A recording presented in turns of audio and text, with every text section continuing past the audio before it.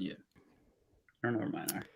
And we are live. Ladies and gentlemen, what is going on? And welcome back to the Kanto Conversations. My name is Rob, over at Red or Blue. Here with me, I have the man, the myth, the legend, Mr. Connor from Rock Pokemon. Con, say what's up. What's up, y'all? Good to see you, chat. James, Swami, Basic Trainer, all y'all, Obi. Good to see y'all. First episode of 2022 for the Kanto Conversations podcast, and we're starting off with a bang. Yeah, and as you guys can see, we have a very special guest. Needs no introduction, but we're going to do it anyways. Mr. Jake over at Pokenomics. Hey guys, thanks for having me on. It should be fun. Just hang out and talk some Pokemon. Yeah, man, nothing better. So I'm sure everyone in the chat already knows who you are, Jake. But maybe quick rundown about who you are, and anything you want to let the chat know before we get kicked off. Gosh, yeah, nothing. I mean, I I run a channel called Pokenomics. I've been doing that for a while. I think about a year and a half, a little bit over a year and a half. And yeah, just a big Pokemon collector. The channel's definitely focused on talking about the speculating, investing, money side, in terms of how to build a collection you want and in the most financially prudent way possible. Those types of videos and conversations. But it's filled with people who really love the hobby, very engaged in the hobby, and love to just debate and have conversations about what the market's going to do, what's it going to do in the future, and all in the process of, I think, most people watching and hanging out, just building their own collections behind the scenes.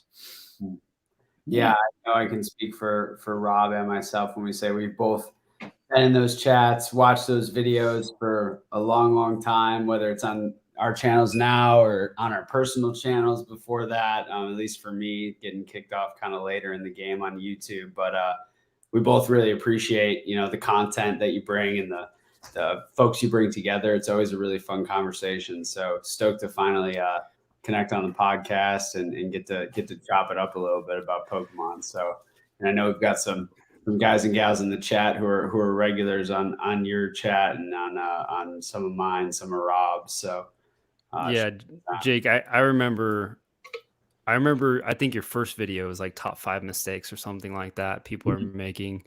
And I remember when you were making a lot of content, you'd hold up a picture and you'd be like, should I invest in Japanese? Should I invest in this or that? Those videos really grabbed me. I really liked the way that you were kind of approaching the market. I think you were talking about things that just weren't being talked about at the time, and I think a lot of people really gravitated towards you, and just your very easygoing persona.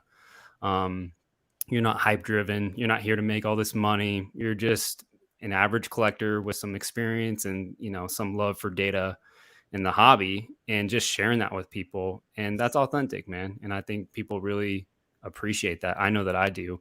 It's kind of cool to see your journey of where you started and then kind of how you are now. Can you give us a little bit of background and just kind of how you started to gravitate more towards the lives and just more conversations with people as compared to kind of where you started with Raffi? Sure. Yeah. I mean, I think I made about 100 videos or so almost before I even did a bunch of lives.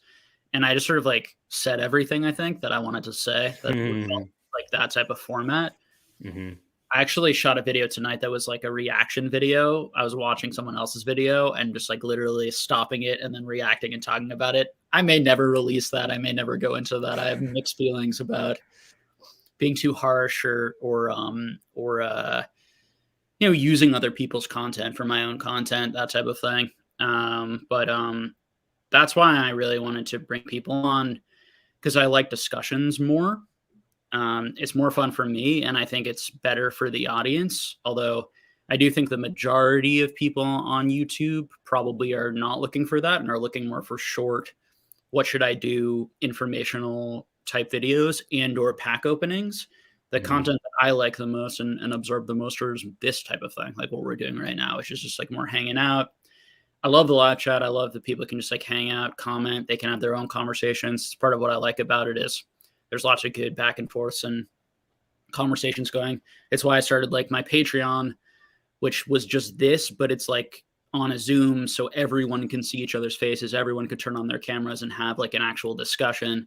My always hope that's cool. my always hope is that it would grow into and be more and more, in some sense, me using like my therapy skills, my group leading skills to manage conversations and lead conversations, rather than just talking straight to camera and like instructing or teaching. I think that I sort of did that in the beginning, and it's not something I don't ever want to repeat videos if possible. Obviously we repeat what we say a lot, but I don't want to like remake an exact video or something, just because like the majority of people have never seen it because it's buried a year and a half ago, and that's just how YouTube works and the algorithm works for most. But so I guess that's how do you think like that's what keeps you coming back and making content? Like the fact that you've like shifted it to those, like, do you think you would have stopped if you hadn't shifted to like more conversational or lives or things like that? Like, do you think you just would have been like, well, I've said all I said and kind of stopped? Like, do you think that's part of what keeps you coming back, like the community, or what like drives you to keep making videos and content?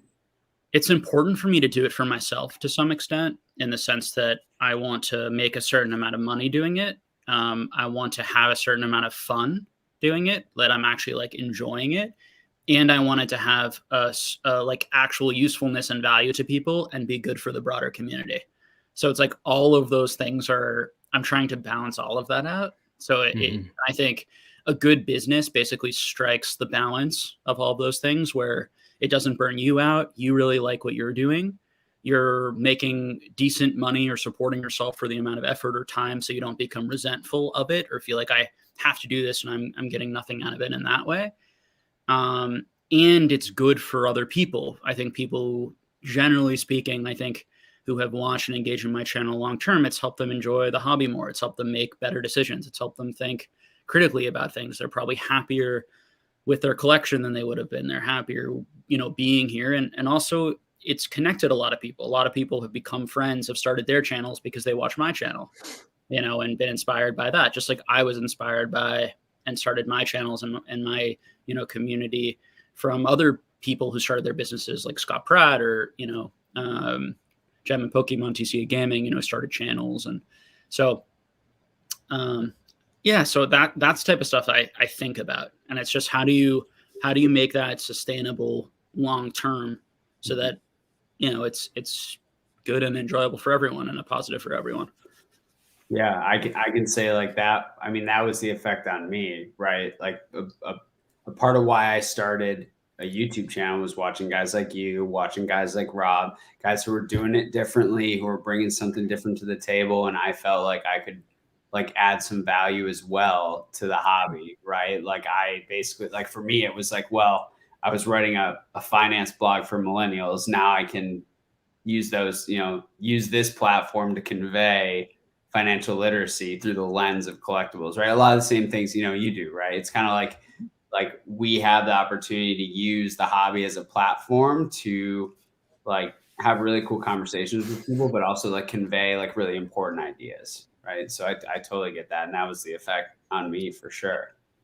Yeah, a big part of, I think, for people who are really very engaged in the channel is sort of the underlying how to be a value investor, or how do value investors think about markets? How do they think about making sort of any investment or purchase in their life? How do they think about finances in general? And that to me is something that is in value, in my opinion, is the way to go about investing in anything. And yeah, hopefully, and I think it's a good, I think YouTube is filled with hype generally. So, I mean, there are plenty of value investor channels and different sorts of things, but there's also a lot of hype. So, and I'm not talking Pokemon specifically. I just mean it in general. I think I think the space and a lot of the biggest, loudest things, Yeah. So I think anyone, small or large, who comes with a channel that is helpful to people and helps them think practically and reasonably and patiently and preaches those sorts of things instead of like, gotta get everything right away and buy and it can't possibly lose. And, I think it's a good thing, particularly for a medium and a platform where I'm probably one of the older people or towards the older people in the hobby. You know, maybe we all are here, and there's going to be lots and lots of people. I think about doing this for 10 years, 15 years or whatever, really making it sustainable. And you're going to have people of all different ages, and you can really have a positive impact on people's lives over time. Yeah, definitely, man. Absolutely.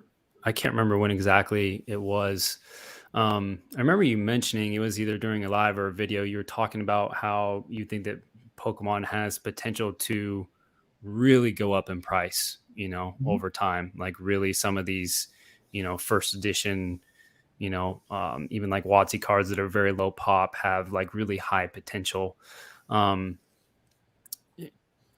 guess like what I'm going with this is like, what do you have a lot of those cards crossed off that you've kind of like want or believe in, or are you still like chasing anything? Like, do you have like any collection goals that you're kind of still hunting, or are you like SM Pratt where you've kind of crossed off a majority of what you want?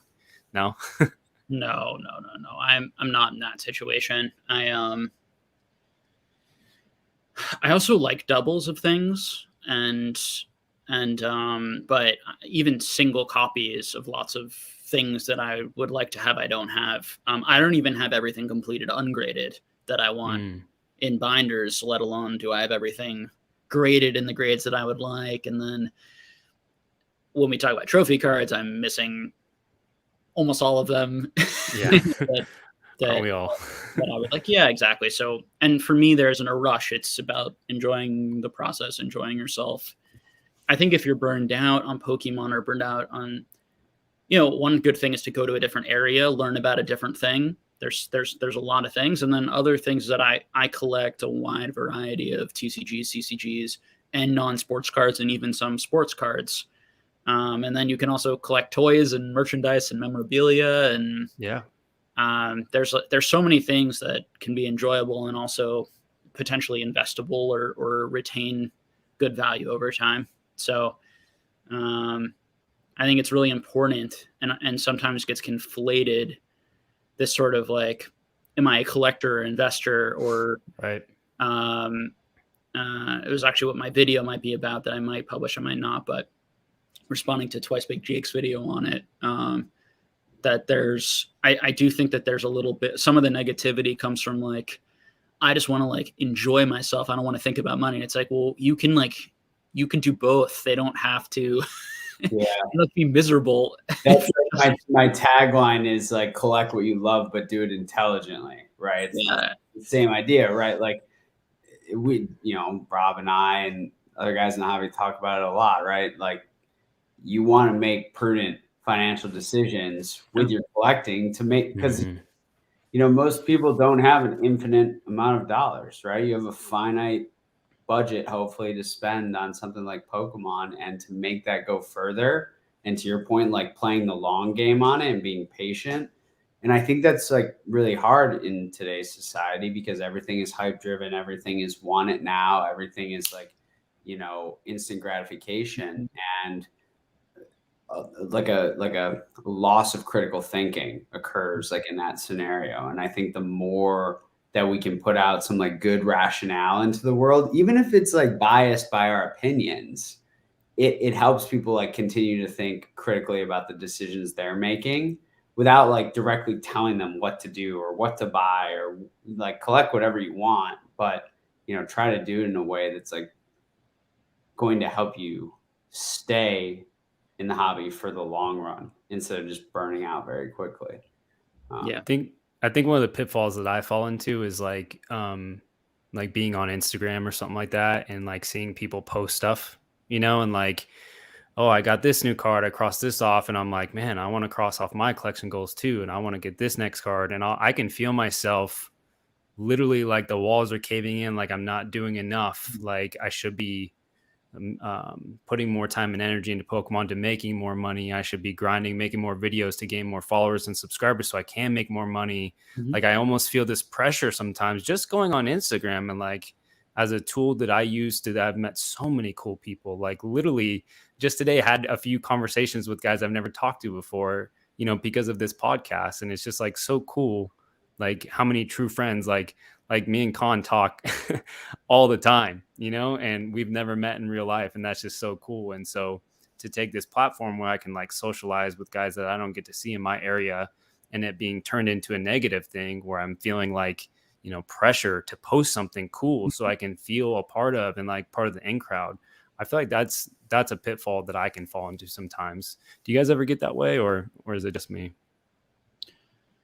I think that there's no there's no answer or solution to these types of things in life. Mm-hmm. So for me, what you're talking about is ambition and being goal oriented and wanting to achieve things in life versus wanting to be like present and satisfied and appreciative of what you have and enjoying what you have. And I think that is the human condition in a lot of ways, in whatever it is in your life, whether that's relationships, career, right. Pokemon collection. That's going to be that's going to be there. And I think one thing that can be helpful more than trying to figure out there's one right way for me, or even there's one right way everyone should be, it's more like you actually have a little bit of control over that. And if you feel like if you feel like you're out of control in the sense that it's like, wow, I feel like I just can't help myself. I'm addicted to looking on Instagram and then I just feel bad. You know, working on some self-discipline there can be good. You know, but it's sort of like another person, they might be going on Instagram and it might be very motivating and right. fun to see that, and it helps them and it encourages them. So I think part of it is sort of, it's that personal responsibility piece of trying to figure out what's working for me, what's not, you know, kind of doing that analysis. And then of course, with everything in life, you can do too much analysis and then you can, you know, that's right. That's just human nature. So and then just being impulsive and having more fun can be good. So yeah, but I think it's definitely a relatable thing. And it sounds like you figured out how to combat that. Part of it's hanging out with people, enjoying each other's company, you know, not just being focused on like, I need this card to feel happy in this hobby. There are other ways that I can feel really happy here. Yeah. Well, that's why I love, like, I really enjoy like having these rational kind of emotionally balanced conversations that I get to hear from, like, you know, I'm a part of SM Pratt's Patreon. And so I really just I love to hear his experience. You know, hearing Rudy talk, you know, hearing you talk, Connor talk, catch 'em all. I enjoy these conversations, you know, because it, you know, obviously like I just go through like these peaks and valleys of like, you know, wanting to feel exactly what you're talking about, like wanting to feel a part of, wanting to be liked, but also being motivated, but also, yeah, gone on Instagram and just like felt like total, you know, not good afterwards, like for whatever reason, you know? And so it's kind of nice to have like these like balanced people that you can kind of go and watch and kind of bring you back down to what you need to do. So I think that's a big reason why I continue to come back to, you know, kind of people like you and Khan, you know, who have these type of channels where you guys are just talking, not just about Pokemon, but like how you think about Pokemon, how you think about spending your money, why are you spending your money, stuff like that. You know, I think it's super helpful. I think one important lesson that I've learned, to go back to sort of, and maybe reiterate this point, is that often we have more control over ourselves than we realize. And so, you know, really repeating that and going back to this idea of, if you want to be, if you are unhappy with how you are engaging in this hobby, or you want to tweak it, great, you know, work on it. You don't have to you don't have to be a slave. You know, if you want more drama, go watch some drama channels and have some fun and enjoy it. You know, I think there's also a lot of the gatekeeping says a lot more about the person doing the gatekeeping that's going on, because the drama channels can be fun. Some of the trolling can be funny and enjoyable. It can also be like toxic and unfair and spread a lot of negativity. And so I think it's more about the person doing it, the people watching it. It's complicated. And so I think it's why personal responsibility is so important, because it's like each one of us, it's like, are you engaging in that drama, in that negativity in a fun, you know, way, or are you going out and like sending death threats to people and, you know, and wishing ill on people, and, you know, and it's just a good, the more that each of us takes personal responsibility in that, the more fun the hobby is going to be. And then talking about the market, Pokemon will be a more fun place to collect and be if a large percentage of the collectors are like really mature, kind, generous people. Yeah. And so there's a lot of like this. People view discipline as like this very like painful, arduous thing, but really it's like very freeing, right? Because you're able to have a distinct control like over yourself, because really at the end of the day, life is what it is. The only thing you really have control over is your own actions. But if everyone, to your point, exhibited more of that in the day to day, we'd have we'd have an amazing society, but a very, very healthy hobby, right? Where not everything is rainbows and butterflies, but it's much more constructive. It's much more, personally uplifting to each other. So I think that, yes, if people could learn, but it's hard, right? People don't like things that they perceive as being difficult. People like the easy way, because the easy path is you don't even have to think about it. It just is. I just type this thing or say this thing or hide behind the internet, and it's just very easy for me to, produce from a space of negativity, right? Is like the easy fallback for anyone, myself included. And that, combating that takes a little bit of a discipline and mental fortitude and making that choice kind of daily. So. And I think there's a lot more tolerance of what other people want to do from that type of space. Like if you feel like you're doing things the way that you would like to do them, you tend to be more tolerant of other people making different choices or wanting this hobby to be something different. And that's something that we've had a lot of growing pains this year of everyone should collect this way or shouldn't collect this way, or these types of people should be in the hobby. These type of people shouldn't be in the hobby. This is okay. This isn't okay. But it's all like, I'm very optimistic. Like, not only is this very predictable, it's also like we'll be fine. Yeah. Like all these things are fine and normal. And I think the hobby is in a really good place overall. Yeah. The hobby has grown exponentially, both, obviously market wise, but also, participant wise. Obviously during a time that has been a very acute, wildly different scenario than anyone has ever experienced. And a lot of people have had to operate out of a space of negativity or fear or whatever it is. And like that bleeds into people's workplaces, people's family relationships, their hobbies, our social media culture, whatever.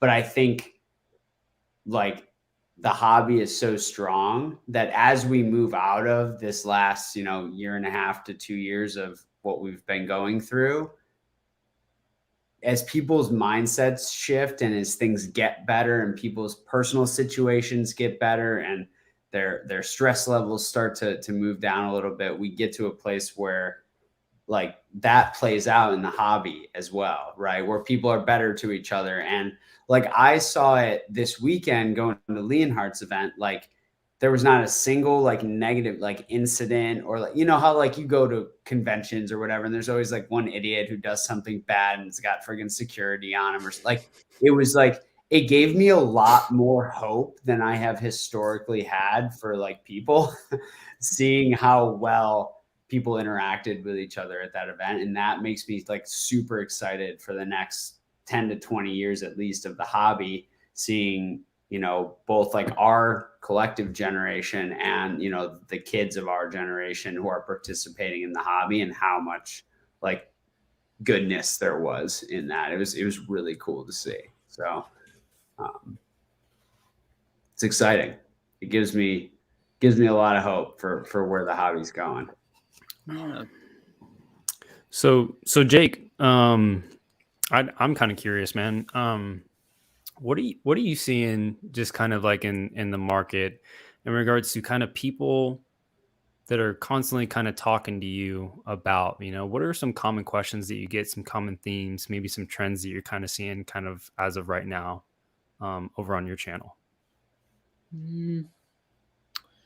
I think it's sort of a lot of conversation about, okay, is the market moving back up right now a little bit? Is it more just stabilizing? Is it stabilizing a little and then some things are going to fall even more? And, all of that is reasonable and possible. All of those scenarios.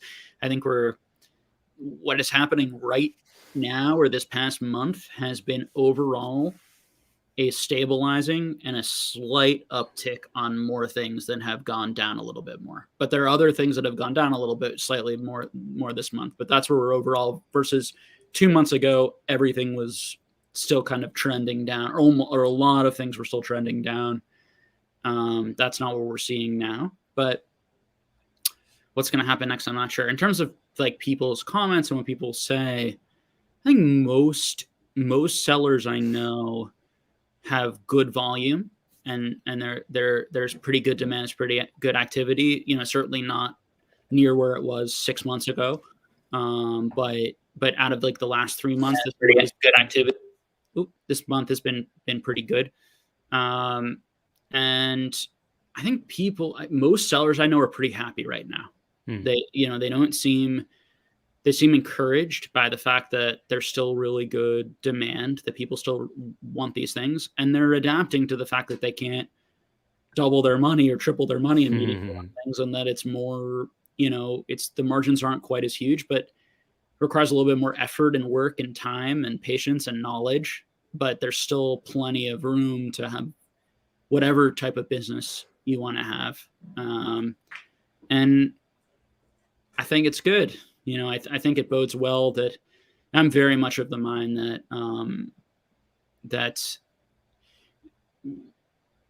there's a ton of demand, love for this. So many more people have seen it this year than before, and the hobby is much bigger and stronger. And I think we're at a place it's going to overall attract more and more people over time. I think there'll be more people in the hobby a year from now. There'll be more in 2 years, there'll be more in 3 years and 4 years. Now, could it go the other way? Absolutely. I can't predict the future. It's just if I had to guess, because I really like it, and I guess I just assume other people really like it too, and aren't just here for what I don't know why else someone would be doing all of this if it wasn't a really fun hobby that they wanted to keep doing. So, yeah, I guess that's my overall take on things. I think most people agree with me. I have some people like in my Patreon conversation who were a little bit more worried maybe, or point, had some data points where it's like, well, this item, fell another 20% or something last month. And my response is don't overreact to any one sale, because one sale could go down 20%. The next one could be up 40%. And that's the nature of auctions and totally. And all these types of things. And it's better to kind of take a broad picture of everything, and then also to see how it kind of goes over time. But overall, I think people mostly feel the same way, and just a lot of asking about like what's next, and is now the right time to buy? Should I hold a little bit more and buy? And when I hear a lot of that, that's a good sign. That means that people want to buy. They're just sort of waiting for the right time. That could just be the people I'm around, but I think that's probably where we're at. Do you find that like the hardest thing to like obviously I know you're not just going to outright answer someone on what to buy or when to buy, obviously, right? But when Charizard, it's always Charizard. Just buy Charizard right now. Yeah. Just kidding, guys. How like people, like we have no idea what like folks' perceived time horizon is on buying something. Like, are they speculating as a flip? Are they buying it for long term in their collection and they just don't want to get, hosed? Do they not care at all and they just want to know, hey, like, are there not many more of these coming out into the population? If it's a graded card or whatever, or not much sealed that moves around into different hands. So, I guess like what I would ask is like for the average person who's asking you those questions, do you really think that like where the hobby sits today, Pokemon is and this is a loaded question, but an investable thing or hobby or market for those people? And you can, you feel free to kind of define investable however you think, like, or do you think it's more like you kind of have to be a collector with a business. Like if you're just the average person, like business meaning churning cards to fund your collection, or like can the average person really, you know, invest over short, medium, and long-term time horizons in this hobby? I think that if, again, not financial advisor here, just my opinion, I think that it's better bet to invest your money in the stock market and see the same types of returns we've seen in the stock market over the last 50 years. Now we've had a crazy 10 year bull, run up, and the stock market could go down 40, 50, 60% at any time, including some of the safer havens in the stock market. That'd be great. But I think over the next 7 to 10 years, I think there's more of a chance of the stock market repeating than the Pokemon market repeating in any sort of way. And that could mean the Pokemon market could disappear largely and become uninteresting to people. The Pokemon market could boom even more. It could be somewhere in the middle, probably likely somewhere in the middle, maybe slightly positive, maybe slightly negative. I don't really know. I think because of the demographics of Pokemon, that we're young, more and more people are going to come in. This is one of the first times it's been out in the public. Pokemon, I think, will likely probably try to appeal more to adults in the future and multi-generations with their content, not just their cards, but their video games and their movies and all sorts of things. I think all of those point to an optimistic Pokemon future. But if I were to, if we say something is investable, is it, it's, sure. I mean, it depends on how we define that. It's like, is it the best possible, safest investment that I think will probably get you the best return? No, I mean, I'm definitely more bearish than someone like Rudy from Alpha Investments or others and other channels and other people when they say things like, they basically imply that you'd have to be an idiot not to put $250,000 in Chilling Reign right now. In my view, when I watch some of these videos, it does feel like there's an implication of like, well, they've always gone up. Of course they'll go up. And there's sort of that feeling and that reality. And what we don't know is how many people are keeping it sealed, how many people are doing that. And we don't know how these generations are going to be viewed or appreciated or looked at in a few years. And I'm buying booster boxes of cards from the 90s, in sports, in key sports, $10, right? You can buy some things for $10. Now, again, it's very different because the Pokemon company is the only one printing it. It's not a million different random card companies with all, and they're not overprinting in the same way. But everyone wants security, and it feels good when Rudy or anyone tells you, you will make money. Just do what I'm going to do and you will make money. And I think that is bad advice. I think that if you can't handle the fact that just because something happened in the past, it isn't going to happen in the future, then I would just put your money in something that has a much longer track record and something like an index fund where you're going to own a large basket of stocks. That's my personal opinion. But that doesn't mean that it's not investable and that you can't make money or even if I think if you do buy these things, I think you are likely, if you're smart about it and get it at good prices, you will probably make money in the future. Will probably go up. That's my full rambled answer, but that's a really good answer. I like that. As a former financial advisor who just left the industry, obviously there are a myriad of red flags in this hobby when people view it as investing, right? Whether it's that people somehow perceive that stocks are more risky than shiny cardboard.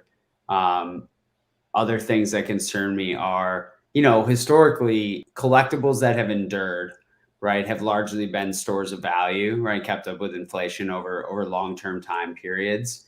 And when you look at the pull forward of returns that we had over a very compressed time dilation, right? So basically the fact that what we're sitting at, like the average vintage item is probably like 5x what it was 2 years ago ish.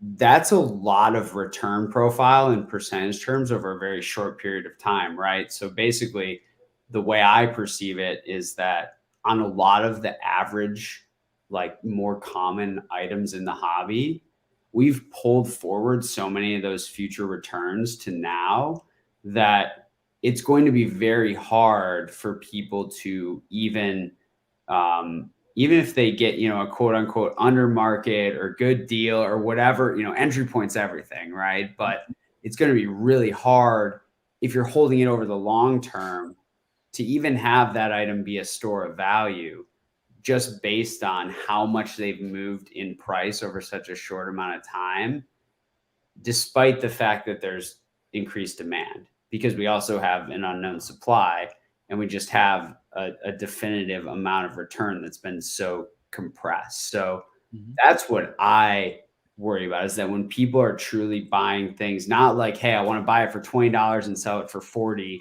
and next week, like, great. Like that's speccing, right? That's different in my mind. But like from a long-term perspective, I worry about a lot of the like more common stuff in the hobby, right? Like for me, I wouldn't, how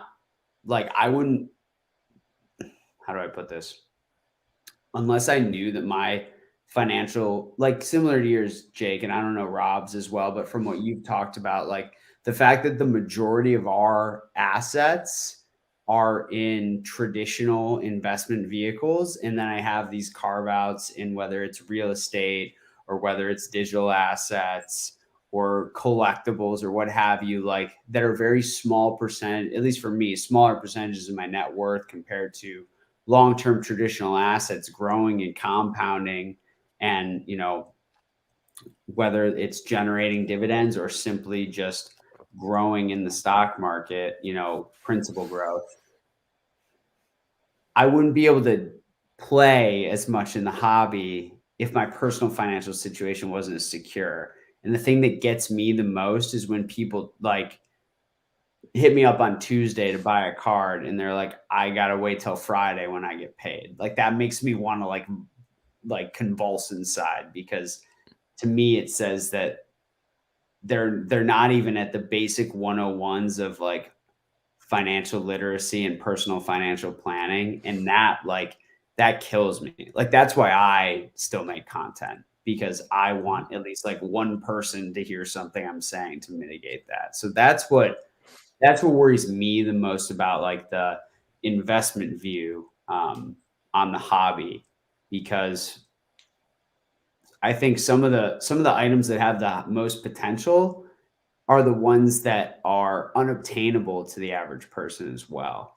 And that's just my view. Kind of generally speaking, there's always going to be caveats to that, but I'm curious, like a little more on your take around like that, like the average kind of accessible items to people are people making a very big mistake if in their mind they think that they're going to be able to, on a real, inflation adjusted basis, make significant amounts of money on these items over the longer term, or pass them down to their kids or what have you. Yeah. Well, okay. Before I answer, so I guess two things. So sure, in terms of like the lower end or more affordable items, or let's say any item under $100 or something like that. I think on a percentage basis, if Pokemon does well, there's a lot of really good items that I think could 5 to 10x under $100 right now at some point in the future. I don't think it's a guarantee. I don't think it's just a matter of like when, what are the high end items going to have done if that growth happens on the lower items? The high end items might not grow as much as some of the lower end items. It is possible. So I'm not going to sit here and say, well, if the baby shinies go from $1 to $5, that means the Pikachu Illustrator has gone from 350K, to 1.3 million. In fact, I think it's much easier for those baby shinies to go from $1 to $5 potentially. Now, if the Pokemon hobby shrinks and people become uninterested, it's the Pikachu Illustrator that could still keep going up in value. Whereas the baby shinies will very, very likely not. And most of the lower end and middle end stuff will not, because there's going to be plenty forever, basically, for the amount of people interested. Whereas there will never be enough of some of those high end stuff. And there might just be enough very, very wealthy people, that they're all competing over that stuff. And then what will happen is the feelings will change. So that there's going to be a humongous stuff in the hobby that people look at as worthless, and there are going to be a few items that everyone's chasing. That's one possibility. Another possibility is that Illustrator doesn't go up that much over time. It remains pretty flat. And then you see the baby shinies go to $10 each, which would be a 10 times return, on them. So anyone who's like, this is what's going to happen, or this is what's going to happen, I can see different scenarios for each one. I think it's more about understanding what type of market do the higher supply, maybe higher demand, and if not higher demand, the more affordable and thus higher demand, if that makes sense to people. So obviously, like, all of us here probably want the Pikachu Illustrator more than we want a baby shiny. So there might be more demand for that, but not at, not at $350,000 or whatever. So things with higher velocity, right? Things that change hands more often because there's so much demand. Then there's the third scenario, right, where the Pikachu Illustrator is from today's starting point, entry point today, is a store of value for the next 50 years, and the rest of the hobby does nothing, right? Like the low end stuff does nothing, and that's 100%. The way you described it is I think super important for people to hear, and a really good perspective. And I truly believe that we are early enough that a lot of the better cards from these generations, and if you can get them for those really low values, you will see growth on them. That's just my personal opinion. I don't think we're very late in Pokemon. I think like we're going to have a number of really popular periods and things coming up and stuff like that, so that's my personal opinion. Again, don't know how long it will last. Could be a fad, well, that would be the healthiest thing for the market, right? It would be, and I kind of like cringe at like when I talk about the Pokemon hobby and the stock market in the same breath, despite the fact that it's a framework, right? But it's effectively a undulating market, but with a upward trajectory over time, right? Like that's kind of what you want, like a little bit of volatility, up and down periods, not just these, massive spikes, massive falls, or like very slow growth, then massive spikes and massive fall. Like it's like rolling volatility, right? It's the same way that like over many years, like whether it was gold from the 70s to now, or Bitcoin from the mid 2000 teens to now, that the ups and downs become a little more narrow, right? For people out there that don't, dig the finance terminology, that things move in a narrower channel over time. I guess that would be the best thing for the hobby. How that happens, a lot of ways, right? And I personally, I don't have any issue with the stock market terminology and using that for Pokemon, because I think it applies. I think it is a Pokemon market, but we have to do it in a way where we're really describing what it is and what's happening here, and that the supply and the demand of something like Pokemon and a card is very different than a stock that you buy from a company. Okay. And every stock can be very different because there is a company behind it that has a business plan, a business model, earnings, future, potential, various levels of competitive advantage versus other sorts of things. And now we can talk about Pokemon as having a competitive advantage versus Yu-Gi-Oh or Magic, or certain cards having competitive advantages versus other things. And we can use a lot of the same terminology. And I think it does apply. But there is obviously a fundamental difference between cardboard and the demand side of, like, where does the demand come from in pop culture collectibles? It comes from, there needs to be a robust, vibrant community where people are collecting and enjoying things together, and ideally people need to have their own strong emotional connection and reaction to the cards.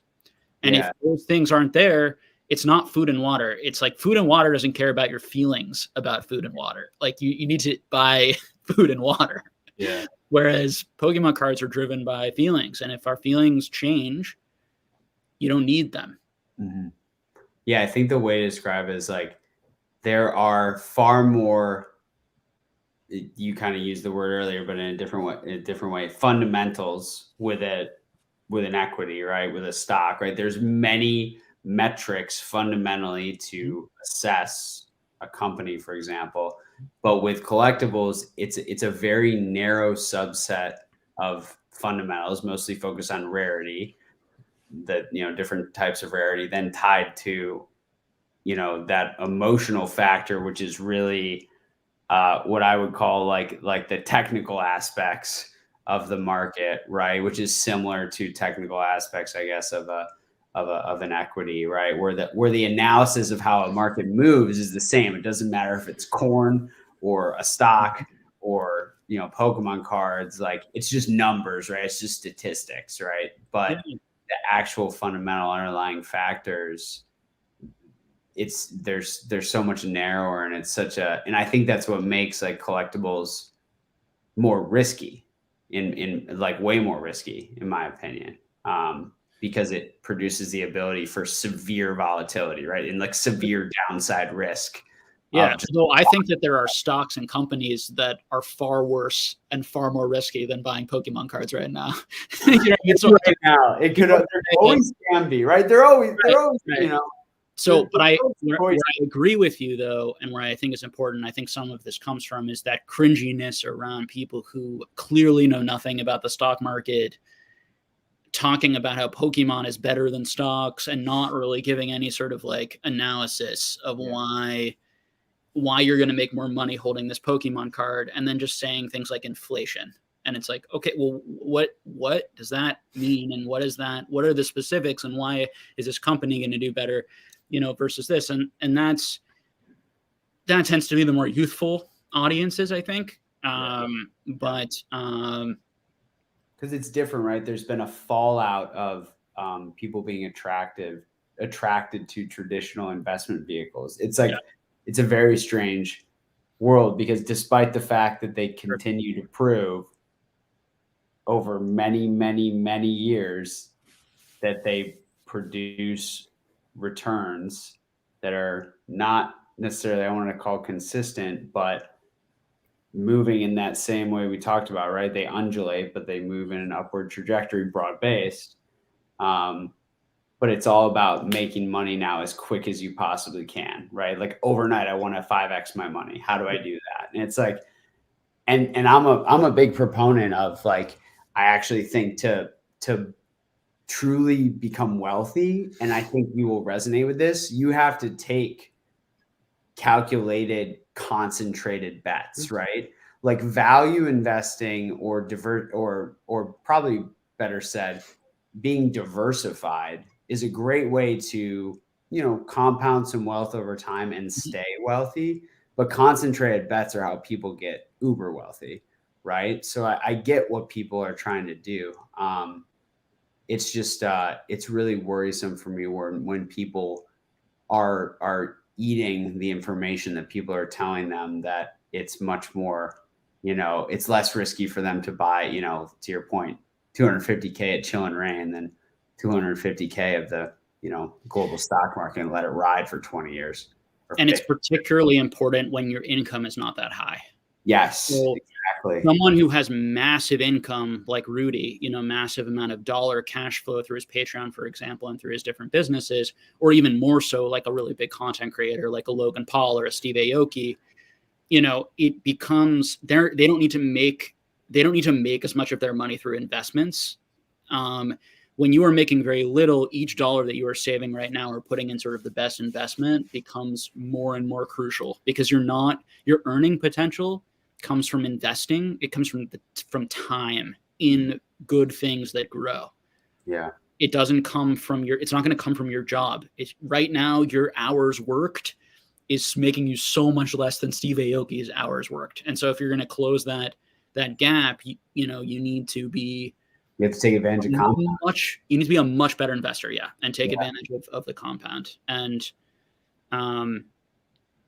it can certainly happen in Pokemon. So and there are people who have made fortunes, and I think will continue to do that. But it's through a lot of hard work, knowledge, grind, and being smart. And like a business acumen, right? Yeah. Because it really becomes, you know, it's kind of the same thing in a lot of these, like the areas where everyone wants to get rich quick. There's big winners and big losers, but the consistent winners are the people who are taking a cut of every transaction, or the facilitators, or the ones who are, you know, okay with taking a, you know, a 7% margin, but doing it over and over and over and over again. Like that's why middlemen are going to be some of the most successful people in this hobby, consigners, like the grading companies, you name it. It's the same reason like a Coinbase in like the crypto world is like the biggest winner, because they just take a cut of every transaction. I mean, I have probably been, right, I've been like a very successful investor, collector, whatever in this space, okay? You know, have made very large returns on the amount of money that I like initially put in the space. And yet I've made much less than PSA, than the company PSA or the Pokemon company has made. Right. And they took zero gamble. Right. So I had risk and gamble, and it could have gone down and I could have lost everything. When you run a business that takes a percentage, or like eBay or these types of things, or your pack breakers out there, your pack breakers are getting cash and getting money. Now they might be reinvesting it and putting it back into cards, which is a certain gamble or risk that it may or may not sell. But you're the one who's taking the risk by opening that pack and taking the loss.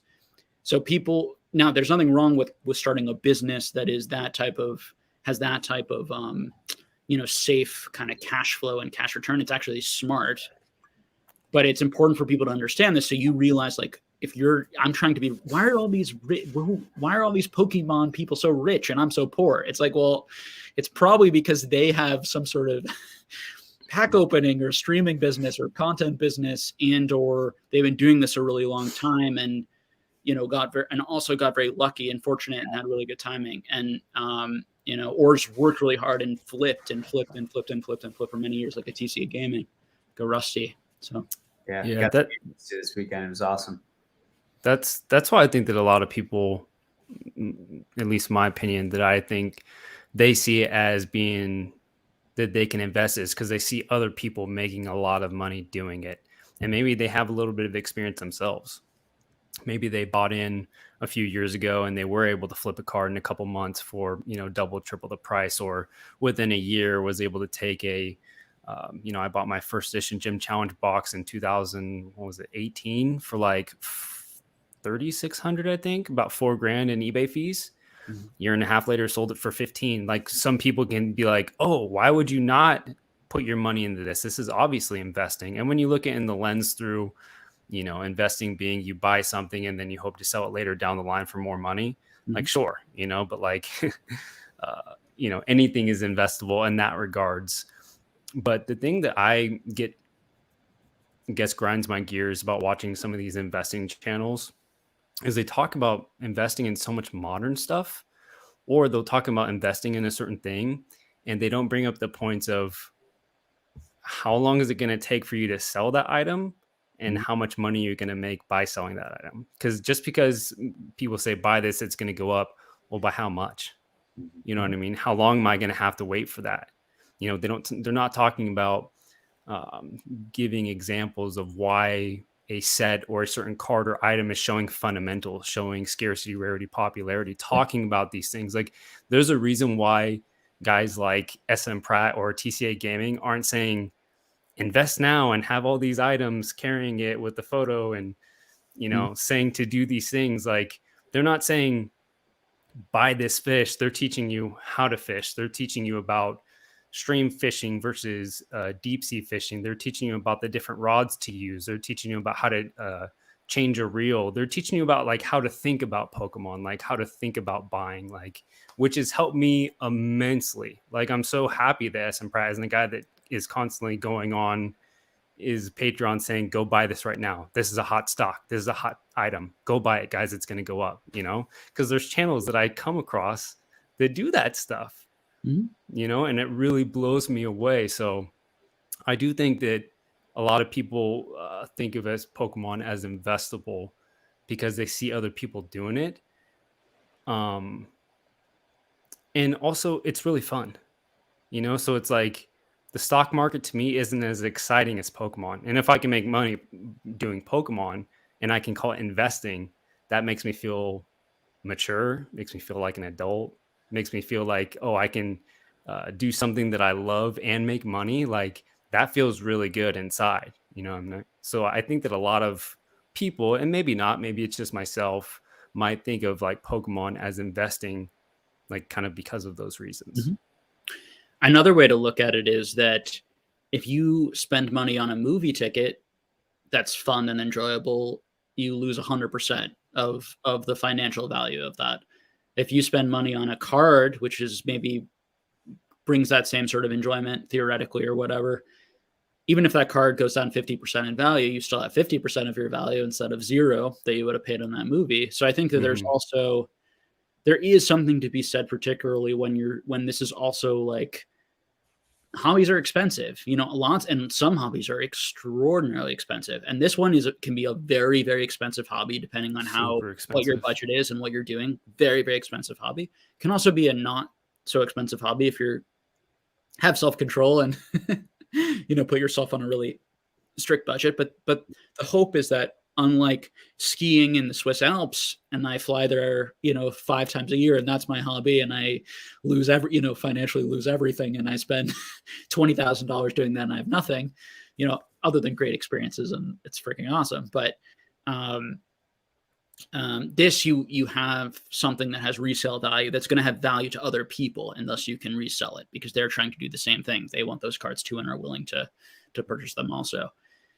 So like there's something to be said for recouping some value, right, down the road. Like I can resonate with that, because it's like, how do you measure utility, right? Like how do you measure enjoyment? And then, you know, obviously with this hobby, like the opportunities and relationship it affords you, right? Like sometimes that comes like through having done a transaction. Like it's very hard to measure like what you've gotten out of an item you bought. Like a lot of time, like the item might go to 0, but the enjoyment you got, like, I mean, buy a booster box and open it and there's nothing in it, right? Like, but the enjoyment you got out of it, maybe you did it with friends, like those memories, like it's something that's really hard. It's like those intangibles that make the hobby, like collectibles, so difficult to, I guess, like understand and model and like, you know, analyze, because there's so many of those intangibles.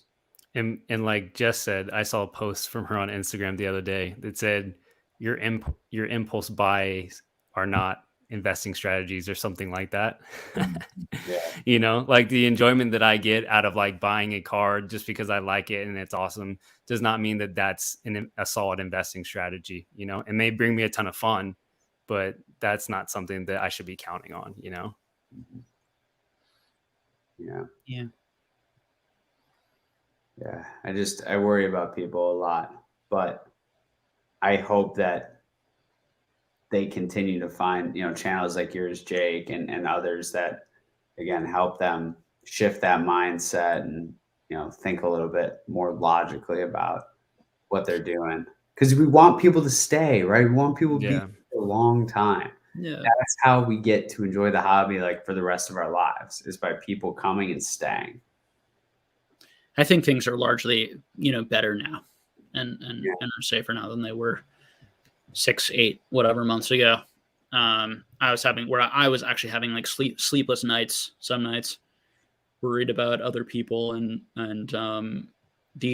what just to me was like a complete, and to be completely honest with you guys, I thought basically every content creator had lost their mind, including our best content, you know, or the people who've been here the longest and I looked up to. I thought they all lost their minds too, and were making videos saying and telling me things like it's going to go up another 50%, 100%, and giving that sort of advice to people. And I think almost every single person got caught up in the mania, including, you know, the people that we would deem as that's where I got really frustrated. I actually felt very like disappointed and let down by the people who should have known better, in my opinion, and also had the most to gain from it going up. So I don't know. That's a whole nother thing. But at this point, I'm not worried. And these channels going out there telling people to buy like the Charizard Hidden Fates GX Tin Charizard PSA 10 for $50. yeah, it's stupid. It doesn't give them real reasons why. It just says it's a Charizard and it's only $50. It's the second or third most, I think, Pokemon card already graded right now. And it's a bullet. It's like everyone, so many get 10s and, et cetera. Same with the Champion's Path, these types of things. But at least that's a really good looking card. And the Champion's Path booster ETB is actually going up in value. So there's some, but they don't actually explain any of that, right? And so that's kind of what we're talking about. Is there is no analysis. Yes. There's just, these are the top 5 cards you should buy. And then someone says, "Oh, I bought that," and then the person who's running the channel responds, "Yeah, man, you go." Yeah. It's like, obviously for us, it's like, what is that? Yeah. Who are these people, right? From another perspective, it's like they're probably just a lot more casual and just don't care that much. Yeah. And rather than us being like anxious and worried, like this person's putting thousands of dollars, it's probably not that way. It's probably the vast majority. They just want someone to tell them that they view as an expert or something, to tell them that what they're doing is smart. And the card that they have is really valuable and it's going to go up. And that makes them feel good. And it makes them not have buyer's remorse. And the reality is the majority of people in the hobby have never seen my channel. The vast, vast, vast majority of people never seen my channel, never seen any of our channels. And they've just never come across even the concept or the idea of analyzing the value of a Pokemon card. Like, it's, and even thinking about supply and demand. And those channels are not, introducing them to those concepts. But the reality is they're very successful with those videos because there's a large portion of people who find it soothing, I think, and if you watch these videos, they're basically all the same and they say the same 5 cards and give the same type of advice. And then every couple months they make the same video again. I also don't know how the content creator can stand making those videos. That's a whole nother thing of just like how boring, and they do editing and all sort, and it's all it is just kind of soothing people. And, but it's nothing to be like, I don't personally think to like worry about at this point. I think that they're at this point fairly harmless. Yeah. I think it's much more important for, like, it's kind of to your point earlier. And the same thing happens in every kind of market, during a hype period or a bubble up. Like I remember, like I had in my desk at work, I had this issue of Barron's that said like, "Will the bull ever end?" Like as it was like tongue in cheek, because then it was, Christmas Eve of 2018 and the market was falling out. And like, it was just like this like reminder that like this happens every time, right? Like, and that's like the point where you hope, to your point, like the biggest voices in the hobby can maintain some sense of rationality, but it's like we're human. Like it's very difficult for us to do that. And if we did, like the world would be very different because less of these things would happen because people would all be thinking more rationally, right? But that's just like not how we operate. So I do think that's fair. I think that, people are still out there shilling their wares, but they're fewer and, further between. And there's less momentum towards a bubble now, right? To your earlier points, bringing it back to the market, there's been, pretty much everything in vintage is, basically cut in half, right? And from the peak, maybe more. And now there's more of a stabilization. And that, I think, like, I'm still surprised a little bit at some of the decisions people make, but to your point, like people are just more casual, right? Or it's the argument of like the dad who's going to buy something for his kid for Christmas. He doesn't care if it's $75 at the store or a scalper selling it for $150. He's going to pay $150 and get it for his kid. Yeah, and he'd probably rather pay $75, but he's not going to know. Like he's not going to know that, and nor should he, and nor is it worth the effort. Oh, I'm going to go listen to this guy Jake from Pokenomics talk for 3 hours about something I have no interest in, so I can like learn the fundamentals of Pokemon cards, so I can like maybe buy a better present for my kid. It's absolute nonsense, right? like we're kind of insane. Like we are actually a little bit insane with what we're doing, but like we hope that like passionate, man. Hey, yeah, passionate. like the community makes it worth it. Like at the end of the day, like freaking there's 40 whatever people in here chatting it up, asking us like that's what makes it worth it. Like we got our own little bubble of, crazy passionate people.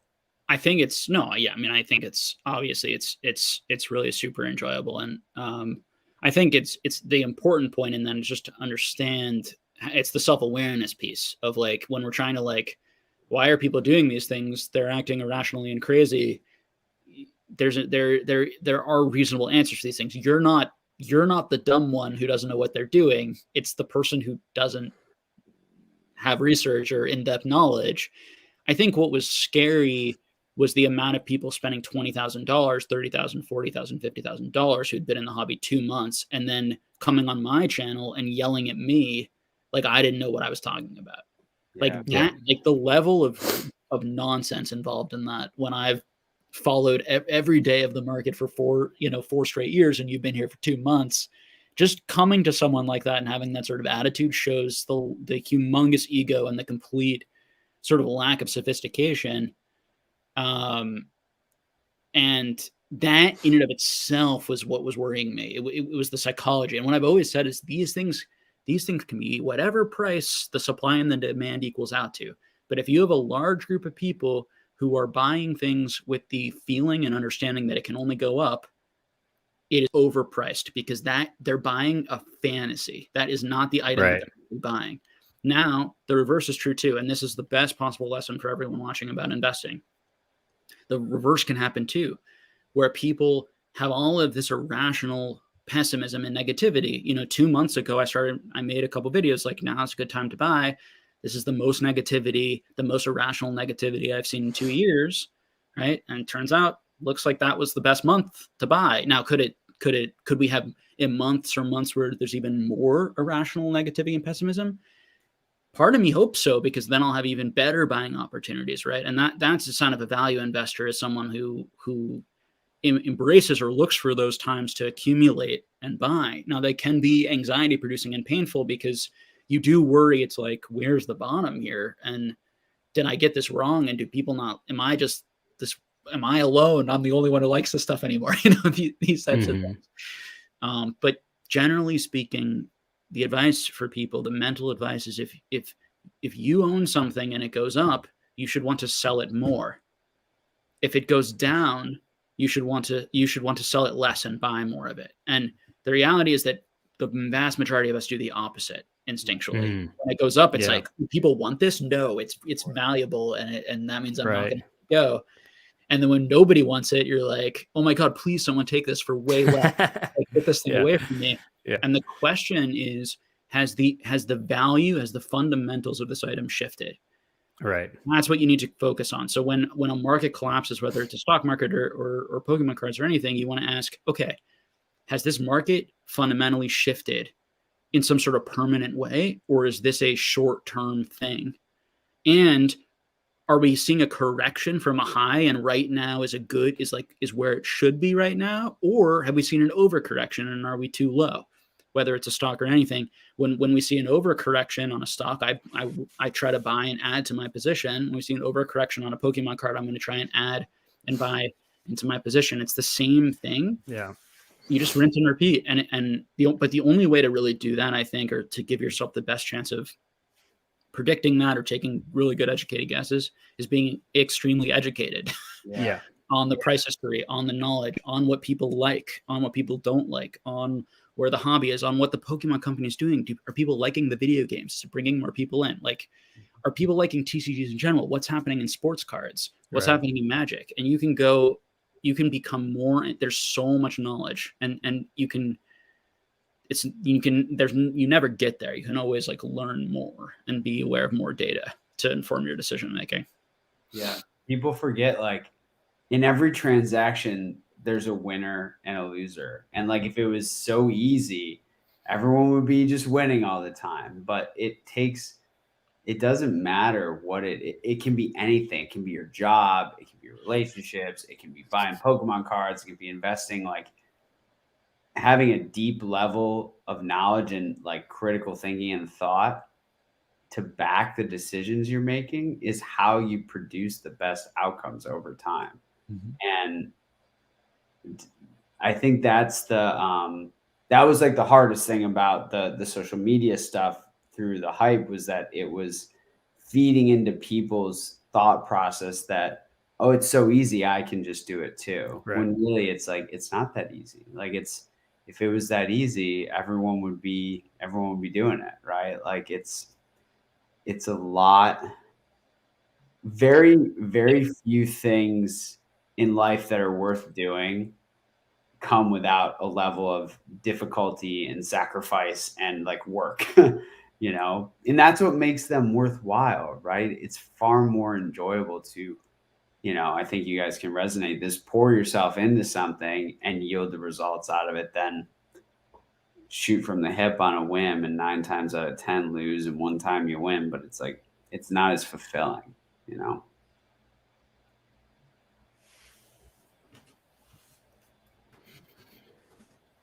It's a tough thing to do emotionally and psychologically, to buy during low periods, to trust your own analysis of things, and to sell during high periods when everyone else is telling you it's going to keep going up. It's a hard thing to do.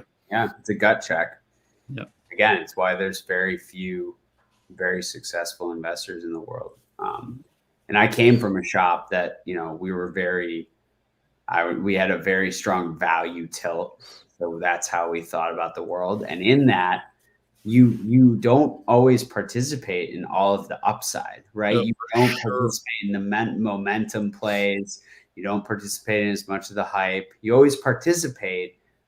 But what people forget is, like, if you're doing it in a fairly rational, educated way, it protects you on the downside, which isn't necessarily the way that you make the most money, but it's a way that over time you end up, your batting average ends up being way higher because you're protecting yourself on the downside and you're having the ability, you know. I think people fail to remember that a lot of times the reason that they can't act when the market's going down is not just out of fear, but it's out of the fact that they don't have any liquidity and they haven't protected themselves, right? So, and again, that goes back to the whole like financial literacy kind of 101 stuff, that, you know, you can be so much more successful as a collector if you have like established really great personal finance habits,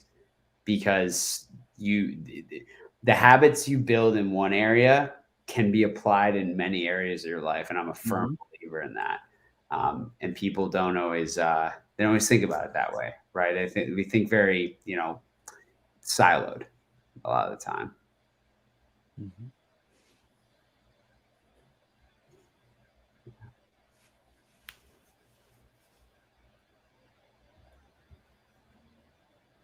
Chat's hanging out. Got 45 people in here. I appreciate you all. Let's say guys, because it probably is all dudes, but if there's anyone else in there, y'all. Yeah.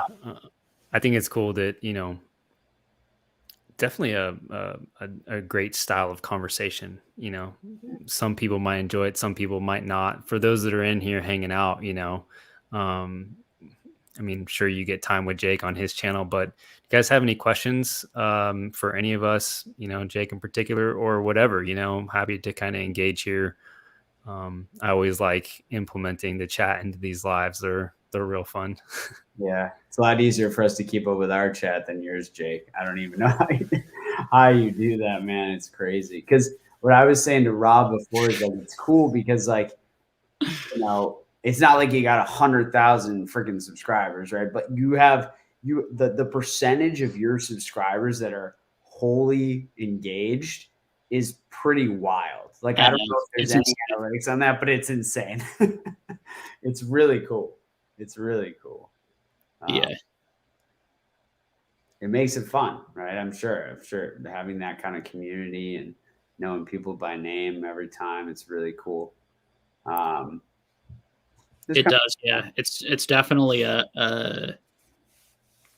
it's a niche channel. It's a niche group or people who really want that type of thing. But yeah, it's my goal is to like create really good, as good as possible for that group of people. So yeah, and we hope it grows over time. And but I would be very happy just with consistent kind of slow growth. That's exactly, if I could pick anything, that's exactly what I would want. So yeah, absolutely. To have an engaged smaller group than a bunch of non-participants, at least from my perspective, because I'm not really using this as like a money making goal, other than like, just buying and selling to fund my collection, right? But it's just like, I'd love to get there. I'd love to, maybe be able to put that focus in, but like, it's just a priorities thing for me, so listen, I mean, my goal is to hopefully grow. Like, I would love to grow Pokenomics big enough where I can have you guys, like, I can pay tons of content creators and different things from the space to come on and give talks once in a while, or give ideas or give concepts. And the idea is if we had 5,000, 10,000 people who were interested in that sort of thing across the entire world, that would be plenty to and again, none of us are going to get rich, but it's more of a situation of like, it can really provide incentive for people to get rewarded for their knowledge and what they're giving to the community. And the idea is to get enough people so that the cost for people engaged is very low. $5, $10, whatever it is, $15, $20, $50, depending on the tier or whatever. But and making it, worth your time, for example, as a content creator. Because I'm sure, like, how many hours a week do you think, maybe it's a dumb question, but just curious, like, whether it's not necessarily looking for like cards you want to buy, for example, right? But because I tell people this a lot, right? Like, looking for cards you want to buy is very different than just like studying what's going on in the hobby and in a market. So how, between that and content for the channel, how many hours a week are you putting into the channel, do you think, at this point? I mean, it's hard to separate like what I would just do myself. Right. It's something like my dad, who's a financial advisor, told me, it's like he became a financial advisor for other people. He was already doing his own stuff. So it's like, how much more am I now doing because I'm doing it for other people? And the answer is more, for sure. But I don't know how much more. I'm sure at least 10 extra hours a week, I would think, stuff that I probably wouldn't do. And it's also the mental, emotional weight, the seriousness of like making sure that I'm providing value, and then I want to make it better and better and better and better. That wouldn't exist if I like was just hanging out and a collector. Totally. So yeah, but I enjoy that. I enjoy the challenge, and I like more than just investing and collecting. I also like building groups of people and communities and creating businesses. So there's a lot of enjoyment in that. And I think it's cool. I think it's cool also to model it for other people. It's like, let's see what Jake did, what worked, what didn't work. Just like what SM Pratt, right? Like SM Pratt doing a Patreon inspired me to do a Patreon in some ways. And there's a bunch of things I do very differently than Scott, that I wanted it to be different, or had my own ideas of, and other people there are going to be people in my Patreon right now who are going to start their own Patreons and start their own things eventually, or their own, content creation. And I think that's fantastic. So hopefully there'll be a big enough community where a number of people can do it successfully and sustainably. What you don't want to do is be too small where you're draining your followers of cash, or you're draining, you don't want to becoming rich while all of your followers become poor. Right. Let me put it that way. You want a situation where it's like, this is a humongous amount of value and information for a very affordable price, and I'm making way more than that off this information, and or at least getting way more entertainment or enjoyment or hobby or community or whatever. So that's all the thought that goes into that. But yeah, as far as the other part is that I did in a year, just over a year, without anything else, and in that year of just literally spilling all of the stuff that I've worked incredibly hard to learn, and that I made millions, million plus off of, so I knew it worked. I knew it was real to some extent. There's also luck and timing involved in all of that. But I've also been very successful in the stock market, and my father is very successful in the stock market, and he taught me a lot of what I know and teach and think. So I have some reason to believe that, that I, and not to mention that what I say is very in line with people who are far more successful and have very, longer lifelong track records, people like Warren Buffett, so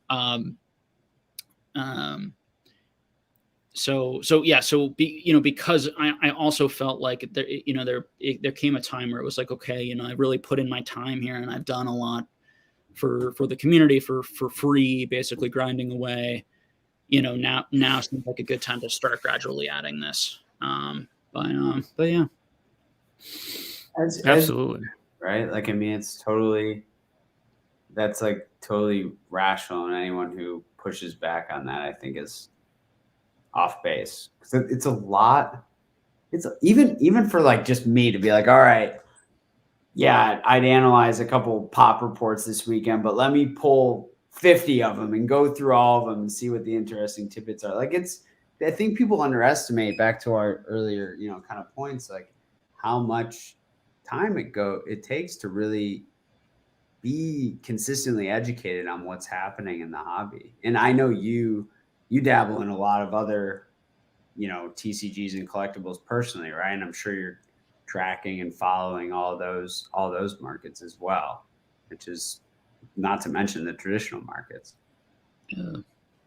And I think I have pretty specialized knowledge, in these areas. In fact, I know I have extremely specialized knowledge that a certain percentage, of course, of our channels are going to be following, but but our channels and the people who are doing these things are in the top 1% already. Pretty much every single person, engaged in this sort of stuff. Yeah. So it's yeah. Well, and that's why, like, the barrier to entry to do something like a Patreon is so low. But the folks who are in yours who want to consider making their own, like, they're far better equipped. Like, they're in that top percentage, many of them, because of how engaged they are and how much knowledge they've soaked up from you and others, or have put themselves in the same, or just been in the hobby for forever, basically. Yeah. Right. Some of them never left, right? Like many of us did. And that puts them in a very unique situation to provide a lot of value for people. Because there is always another stone to unturned in this hobby, whether it's just like facts, or it's, facts meaning like, where did this random Japanese promo come from? Like I'll talk about things with people and they're like, I've never even seen that card, like, which is, and I'm a nobody. I'm sure you have way more of those. I've seen ones of yours. I'm like, I've never even seen that card, but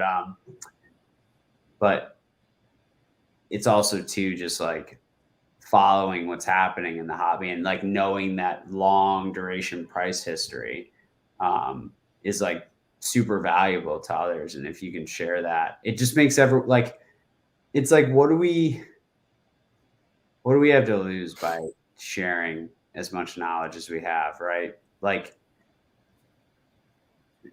the hobby benefits overall over the long term. We still have the, it's not like we have to tell everything, or the individual things we're buying. Like, I keep things close to the vest the same way you do, the same way Rob does. Like, we don't just blast it out there.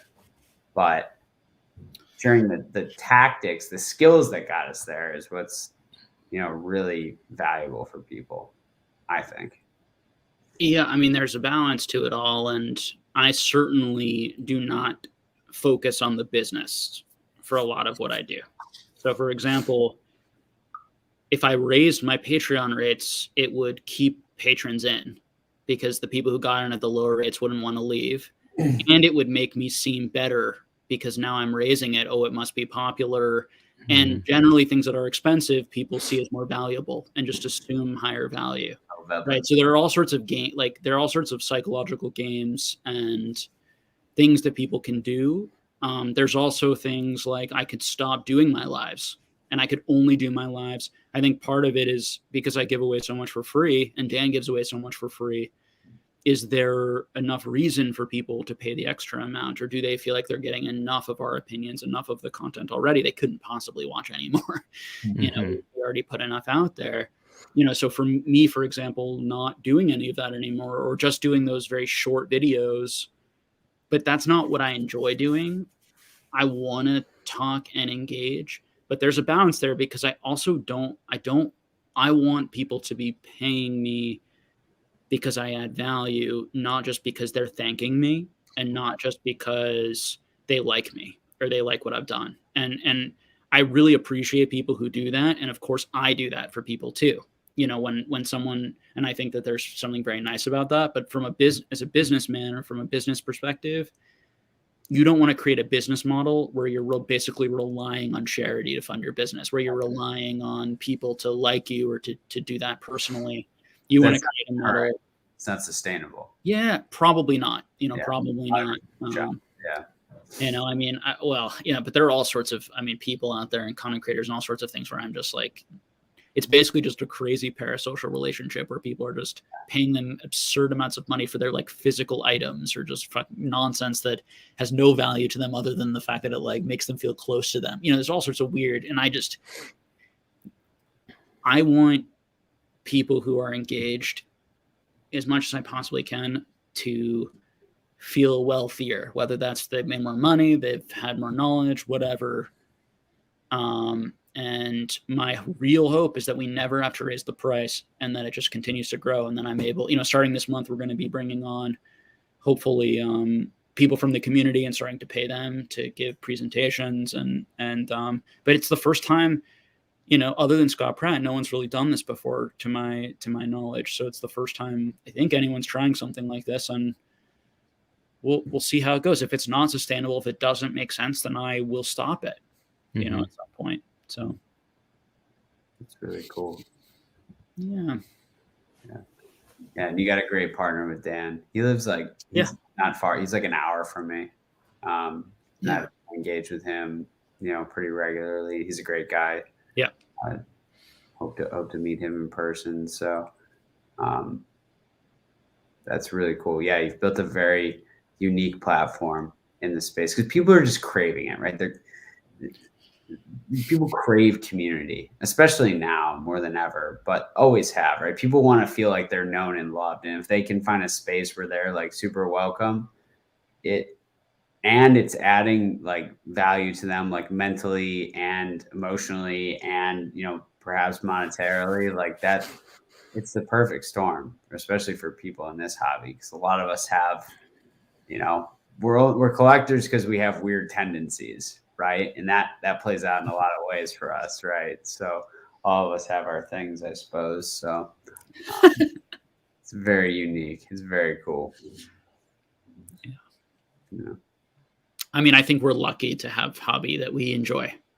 And I think that a lot of people struggle to find things that they enjoy and hobbies that they enjoy. So I think if you're here and you're loving this, it's awesome, right? That's a thing to be celebrated. And then it's just about, how do I like make it sustainable and not drive my spouse too crazy or become addicted and put myself, into debt or whatever.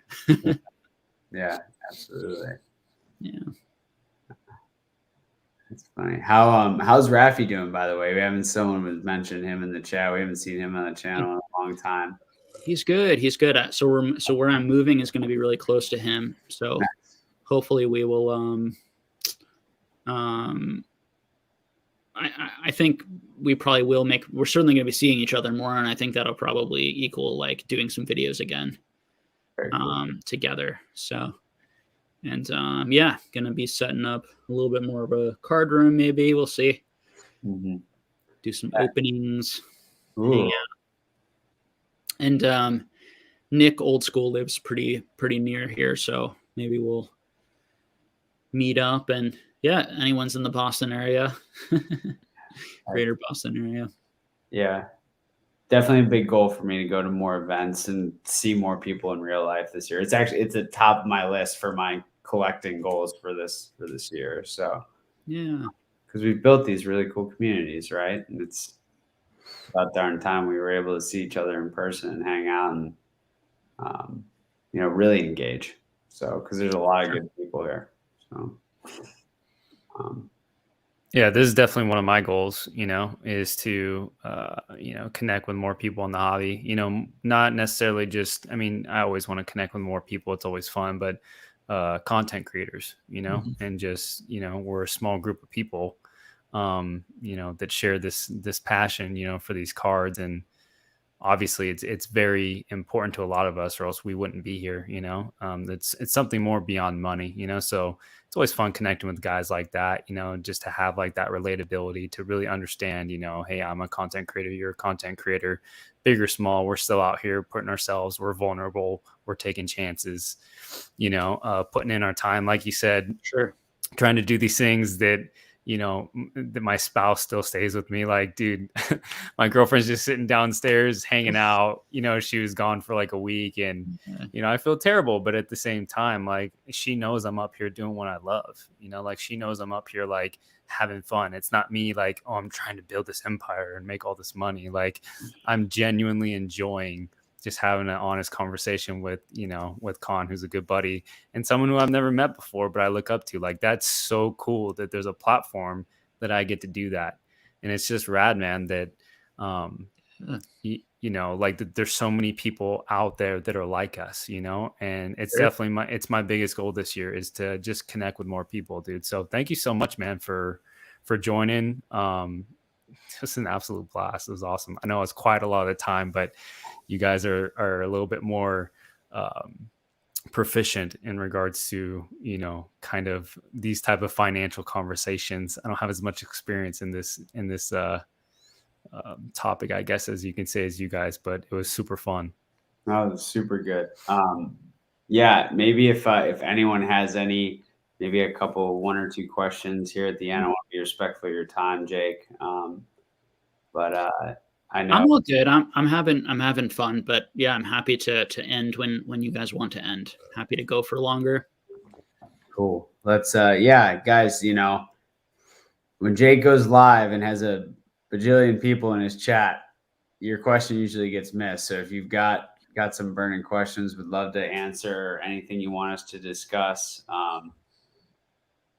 Jake, I'd love to know. I would love to ask you how you think and this is a very switching gears back to really technical stuff in the hobby, but how you think, if ever, the CGC pop reports coming out will affect the overall market, but also CGC's product.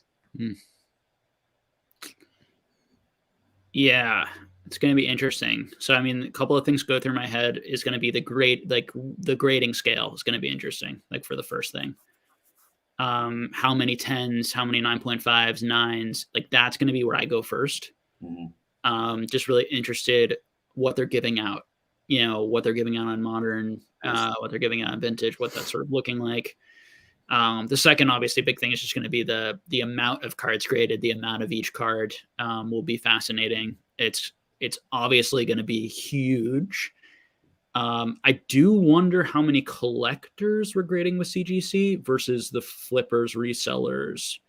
I feel like a lot of people graded with CGC who are resellers and graded sort of massive modern lots. I still believe, for a large part, that most people, and most collectors in particular, prefer PSA, and the people who were looking at CGC were more of the people looking for deals and understanding, like, or needed an option to grade a card to flip it and didn't have the patience to kind of like wait for PSA. Yeah, I think I'm a special snowflake. I'm different. I'm one of the few who's doing it for myself. Yeah, I think that's there's certainly going to be a significant portion of people who prefer CGC, maybe even prefer it now, like you, or will prefer it over time. But I think most people, tend to like to collect what they already have, what they're already comfortable with, and like to have a uniform sort of collection, or fairly uniform. Particularly if they're trying to complete sets that they've already started, maybe not wanting like mixed cards from different grading companies. I know for me, there were sets that I like didn't make much progress on that I'm like going to collect all on CGC now and switch because there are some better deals. But there are other things that I really want. My full like PSA 10 set, I know Dan is actually selling off his PSA cards and keeping a lot of his CGC cards as part of his personal collection, because the CGC cards are just as, high quality to his eye. And then the CGC 9s or 8.5s or whatever are selling for much cheaper. And so he can buy those cheaply and then sell his PSA 9s for somewhat of a premium over that. He's also buying a lot of CGC to potentially crack. So am I. Right. So I don't know how all of that will play out. I do think that the numbers of the modern, there's going to be and vintage too, commons and uncommons, first edition, unlimited holos, and first edition holos of like middle grade, up to probably 8s and 9s. There's going to be massive amounts of all of that. And then it's going to be it's going to take a while for it to be absorbed. Do you think CGC is fearful of putting it out there because they think it'll devalue their product for a variety of reasons, right? Whether it's the hardness of grading. I don't think so. I think I talk to like a lot of CGC collectors that grade with them, and I ask them, because I say, I honestly don't understand the point of grading with CGC, because even if you're able to grade it at a lower cost, the resale value is just so low. Like a lot of times it's almost like, less than the point of like grading it. Like to me, like I'd much rather wait for PSA to kind of reopen up, and who knows how long and at what cost it's going to be. But to me, it's just too big of a risk for CGC to do that. You'd have to be grading hundreds and hundreds of cards, in my opinion, in order for it to like make sense. But I know a lot of guys that just personally love that chase, like that really, really just want to go after that perfect 10. A lot of guys that do the same thing with Beckett. They're just chasing those pristine 10s, the black labels. So I don't know, man. I think that if anything, that the pop report might help bump up CGC in a way, because I got that, perfect 10 Shining Celebi, and I threw it up on my IG for a price that I thought was pretty dang affordable. And I think that if you could say, oh, pop 1, or pop 2, that it might be more alluring, that people might find that more attractive. So I think that, if they throw a pop report out, especially for the 10s, because I just don't see a lot of them, especially for the perfect 10s, I don't see a lot of, I think that might add some value. Yeah, I think also even for the 9.5s and the 9s, possibly, particularly if they're a lot 8.5s. The dispersion is going to really tell you, right? Sorry? The dispersion is really going to tell you, right? Like, exactly. Like if we see like mostly 8.5s for certain items. Now, of course, you're going to have modern items that are more bulletproofy that are probably going to be mostly 9s, 9.5s, I would imagine, with a few 10s. Yeah.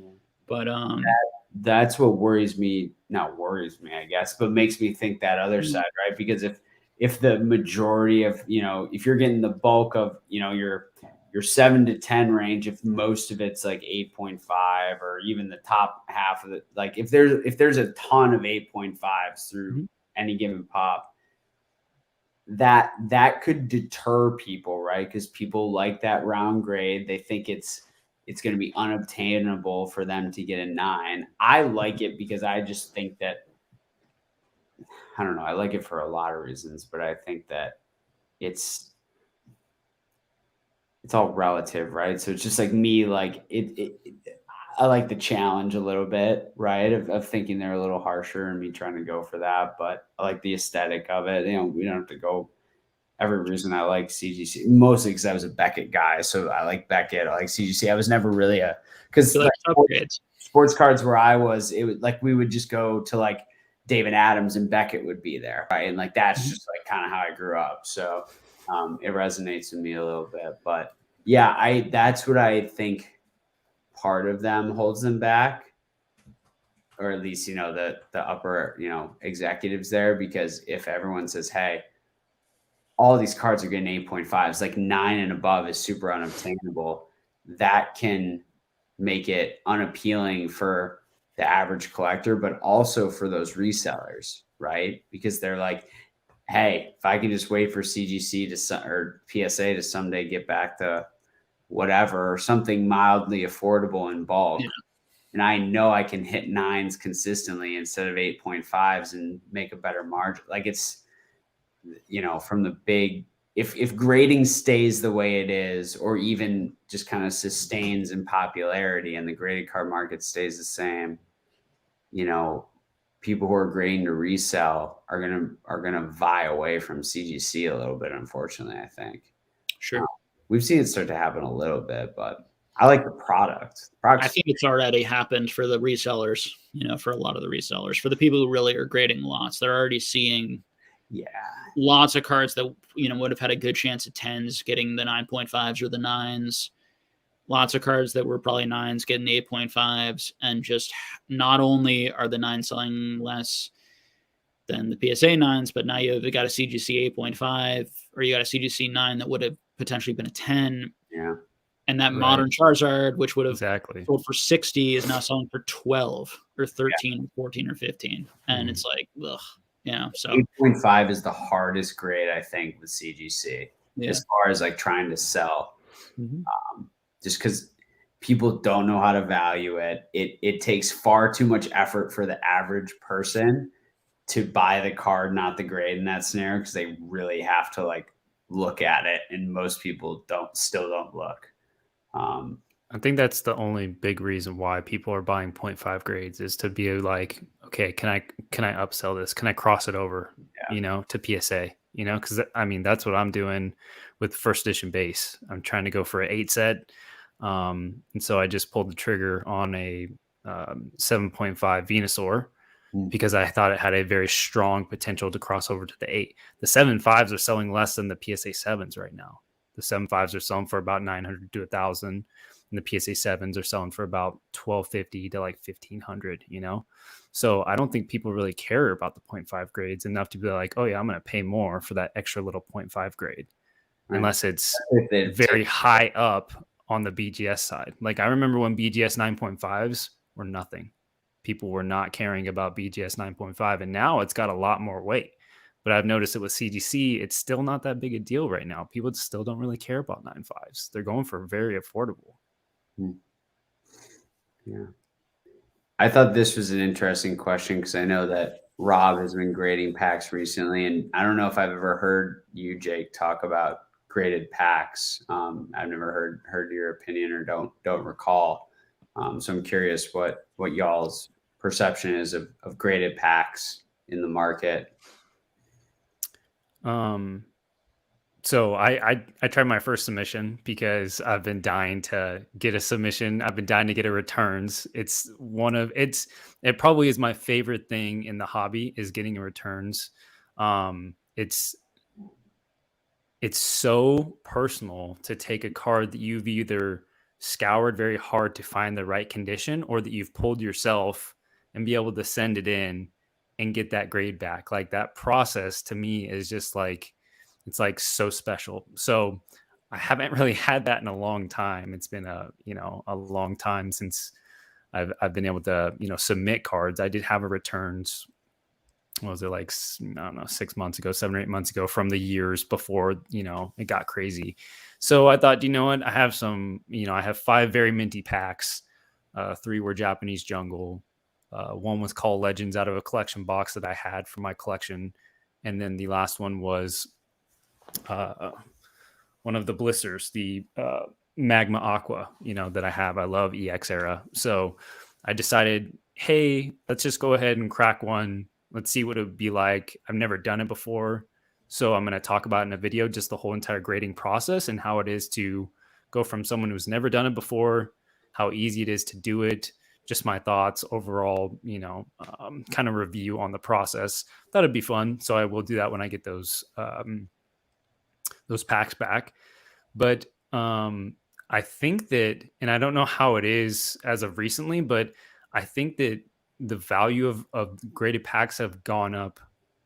I think that they have gone up a lot because of the way that they look. Before, a couple years ago, I feel like the crumpled look, how they folded the packs in half, really didn't look very appealing. You know, they talk about eye appeal at PSA a lot, you know, like if the card has a swirl, you know, it's going to look better. People are willing to pay more, whatever it is, you know, like if it has a little bit better centering on the front, even if it's the same grade, you know, like there's that eye appeal. And so for me, I see these graded packs that finally come in a slab that actually look like something that I want. They actually look really good. And so that adds, in my opinion, to what I've seen in the current price.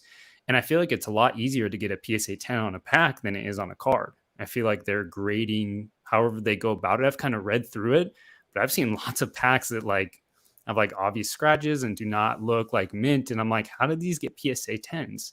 And then I've seen other returns from people very, very recent.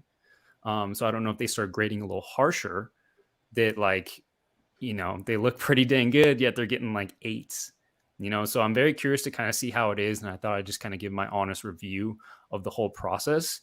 So we'll see. I think that there's a lot of potential on the reselling side that, you know, if you got a couple of minty packs laying around, or you crack a box and you know, sell the heavies and you take the lights and you can grade them, obviously taking into consideration that $100, you know, fee that you have to do is quite a lot. So bulking it out or whatever it is, depending on, you know, how much money you have and how much risk you can kind of take, I think that there's a lot of upside potential. You know, you take a $200 light pack from First Edition Fossil and they're selling for like $600, $700. Like that's a lot of profit margin as a reseller if you're looking to go that route. And on the other side, they look badass in a slab. If you just want to go ahead and encapsulate them, authenticate them, throw them up on display. Like I love coming into my Pokemon room and just, this room is for me. It's not for you guys. I know some people think that I'm like trying to flex or whatnot. Like this is for me. This is my place of peace in here. So I love displaying my stuff. So I think that all in all, graded packs are starting to see a little bit more steam, and I've been enjoying them a lot. How about you, Jake? What do you think of graded packs? Do you have any? I like them. I think it's a nice way. First of all, some authentication that's hopefully legit. That's hopefully good authentication that, you know, that it isn't resealed, you know, to that sort of thing. Obviously, if you're a reseller out there, what people would do, right, is you could break open a box, you could weigh all of the packs, you could sell the heavies, grade the lights. And that would be a way to kind of maximize your profit off of a box.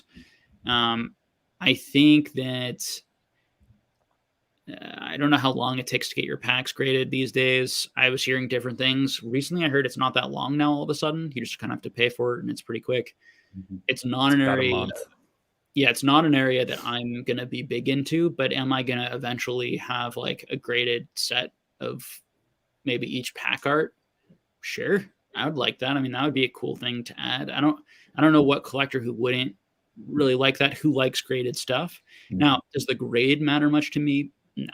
And the grade matters to me on the card a lot more than just on the pack, because I don't really care as long as the pack looks really nice. Now, some people feel the exact same way about cards. They're like, I don't really care about the grade on the card as long as the card looks nice. And I totally get that too.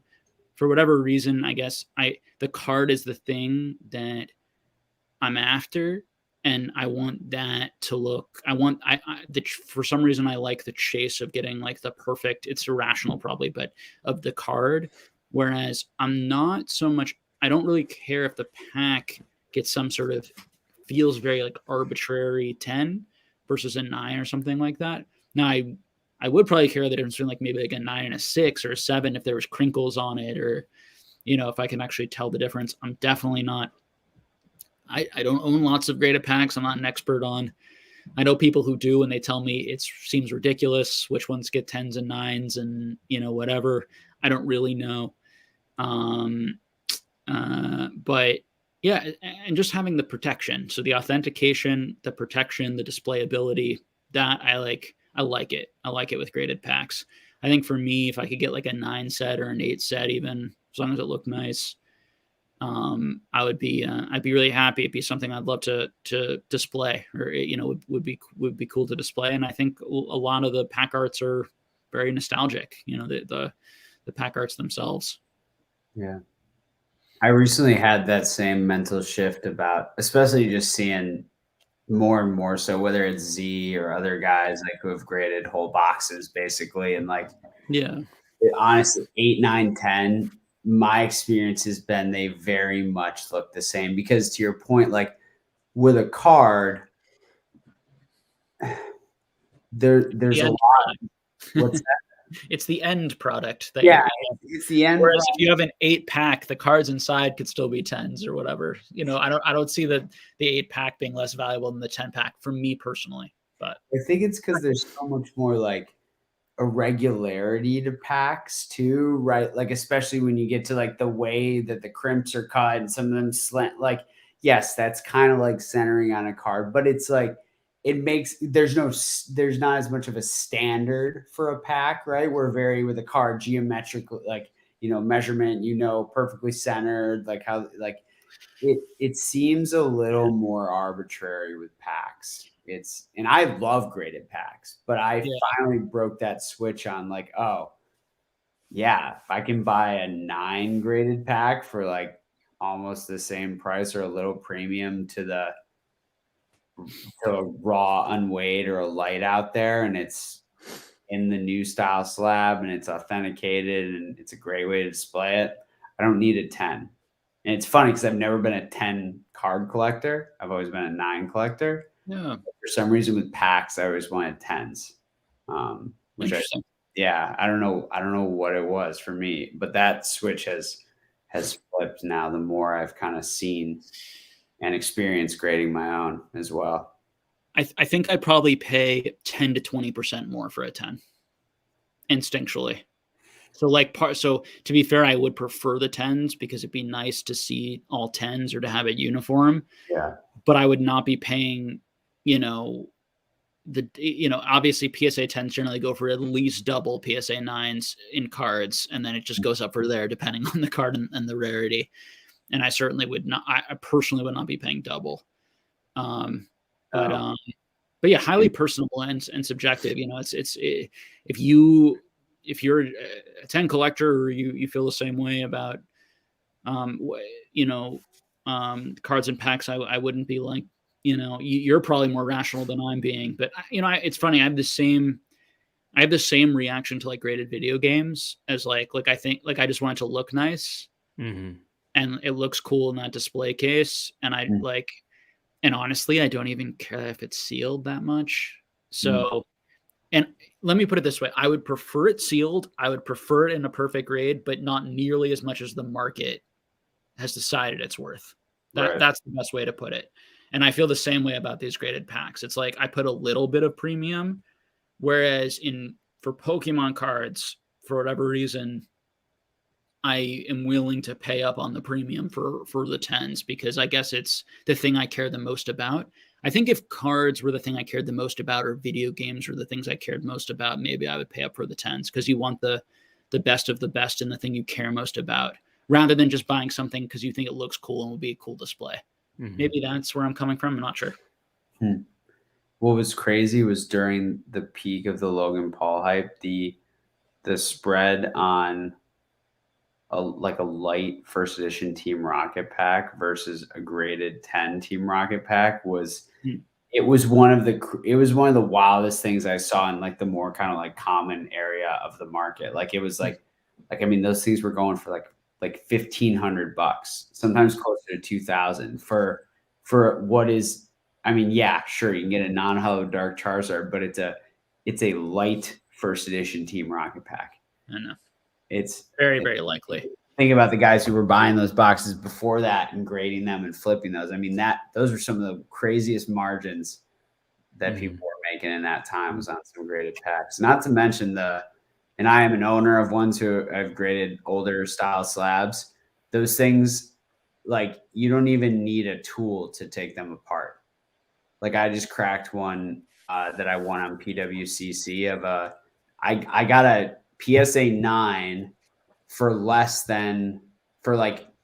40% less than the market rate of what just a pack out there raw goes for. And I was like, because it's a 9, not a 10. And so then I cracked it, put it in a silver GT case because it was a folded one, and I unfolded it. And that's the other dangerous thing is people are taking like 4 certs that aren't that old, and they're resubmitting them, and they're going into the new slabs, and they're just unfolding the crimps at PSA and recasing them.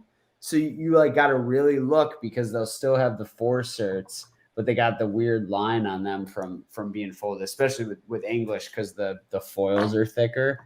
It's a very weird kind of more niche part of the hobby, but they're fun to collect. You just got to be careful and not, to your point, pay a crazy premium for those. So yeah, it's untapped, or less tapped.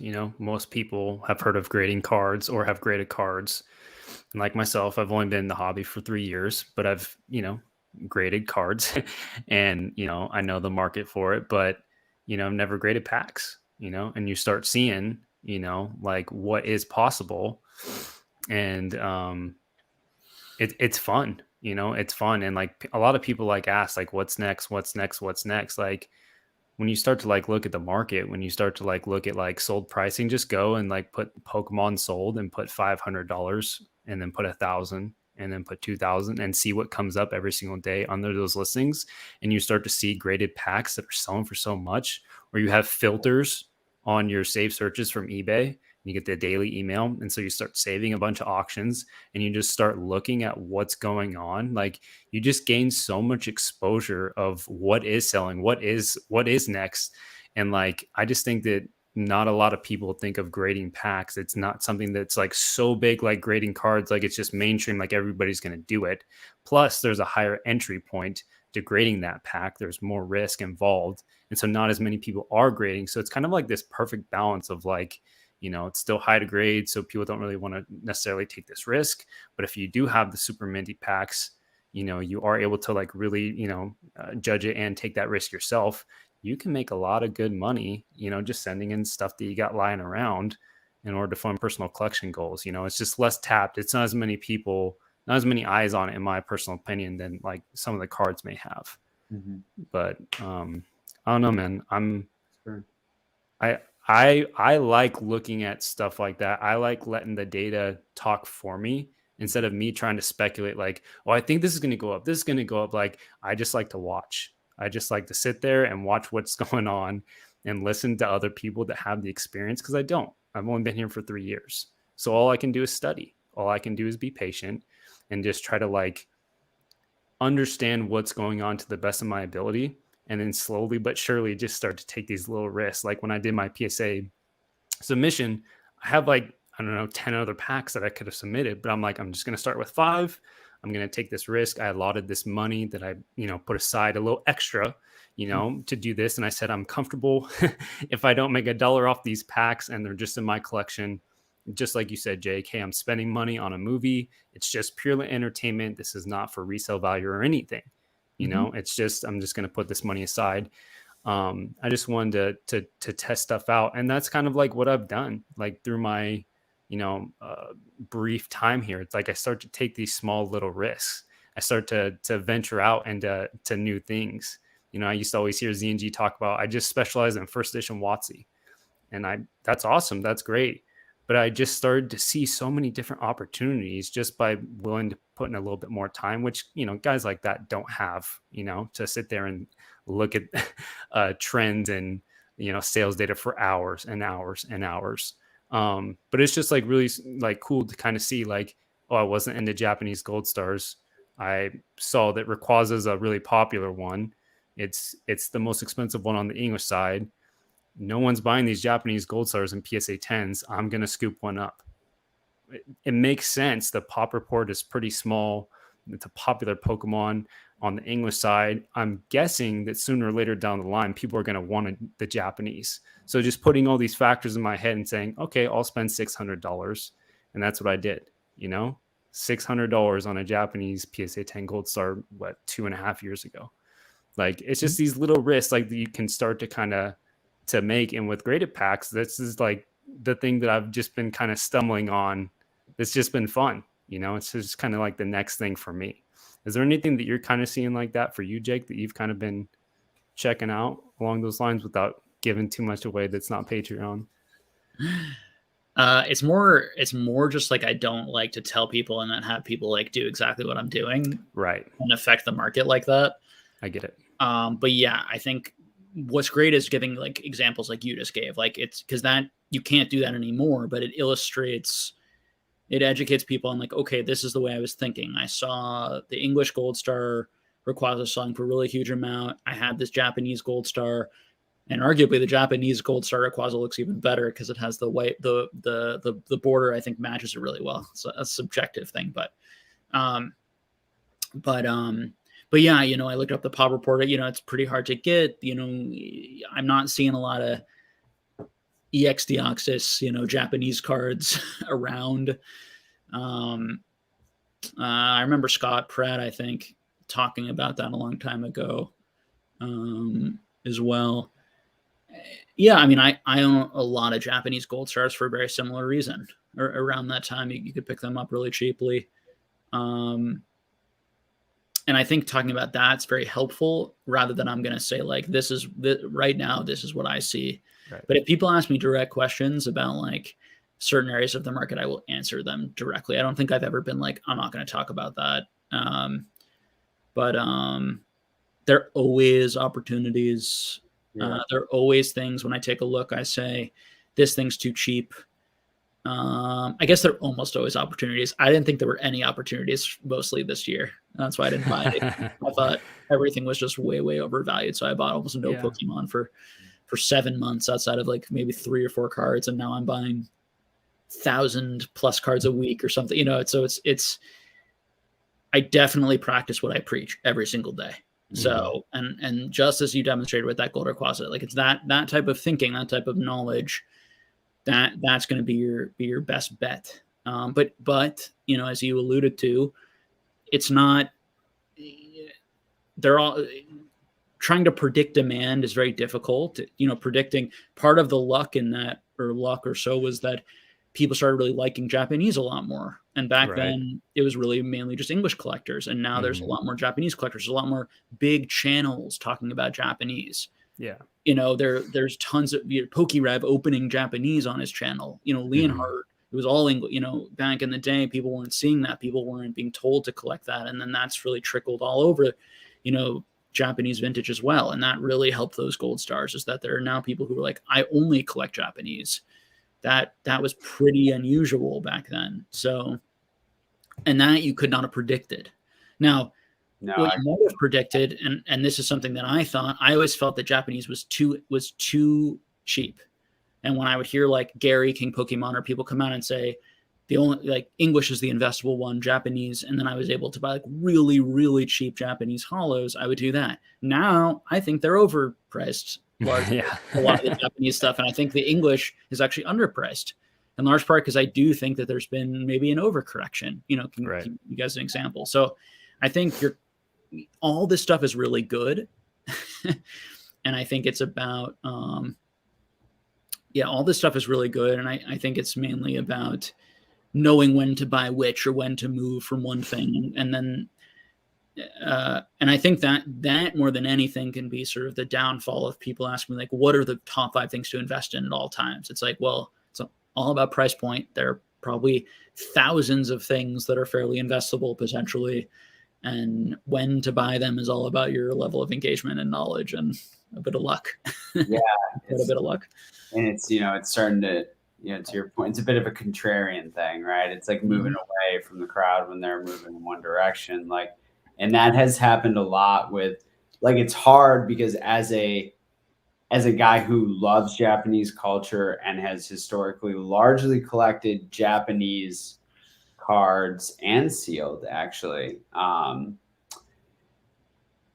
I have had to realize that now, in where the market has come, there have been certain sets and certain cards that have been on my list that I've historically wanted in Japanese, where I am just like, the value was better in English. And like, if I, you know, if I want to continue to pick things up, like certainly you could just wait, right? You could just wait and see what happens, right? And not do anything. But if you feel like both the fact that it's a good value for the time we're in, and on a relative basis, you execute on that purchase, right? And it was weird for me to start to make that mentality shift towards English sets, to your point, where a lot of it, like I was like, man, I need to sell some of my Japanese cards, not keep buying them, right? Like other than that first PWCC auction, the October one, the monthly, that was just a train wreck for the most part, where I was buying some Japanese, like to your point, social momentum, right? The game just changed when influencers started really talking about Japanese, opening Japanese product. It was very weird for me because I was like, no, this is my thing. Like, go away, go back to first edition, whatever. Like, but it's kind of the same way I feel about, I won't, say what, but just some other parts of the hobby too, to your point of not wanting to give specific current examples, but there's other areas that have been like that. And you just kind of have to,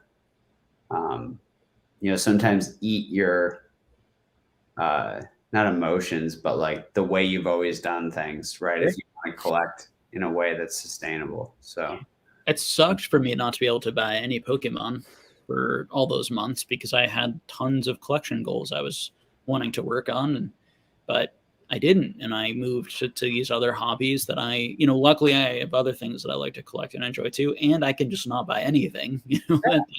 That's always an option. What'd you pick up in the Harry Potter realm, if you don't mind saying, or unless you're still attacking that stuff? I arguably love Harry Potter more than I love Pokemon, so I'm curious. Yeah, like I'm definitely not there. I mean, well, just loving Harry Potter over Pokemon, I probably rate them evenly in terms of cards.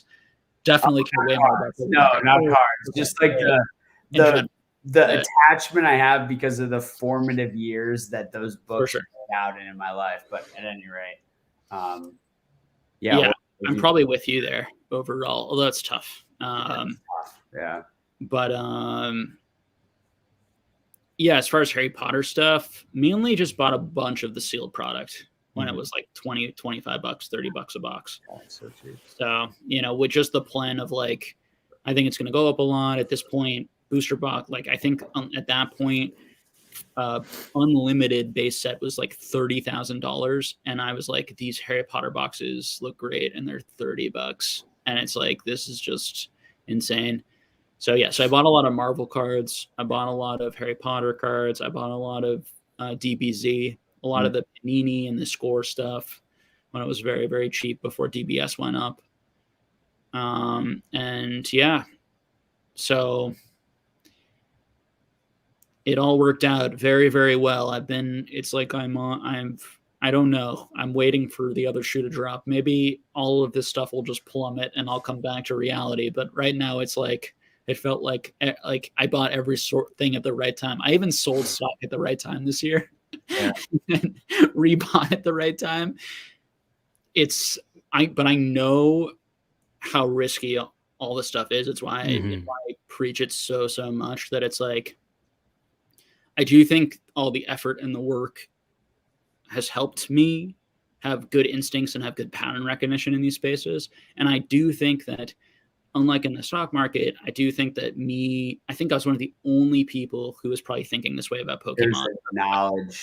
There's a knowledge premium, I guess, or a knowledge edge you can get in things like this that you really can't for the average person in the traditional markets. Yeah, and how many people in Pokemon had my experience and markets in general, who were into it, Yeah. A very low percentage, probably, as compared to stocks, where obviously people were investing in stocks. I mean, I'm going to be the young person with far less experience. Yeah. Well, that's what happened to me with Bitcoin, candidly. Like, I'm still bullish on digital assets, but I've been buying Bitcoin for a long time. And, in my gut told me that above 60, when I was uncomfortable with buying it, I should be selling it. to our points earlier, right? And that's just luck, right?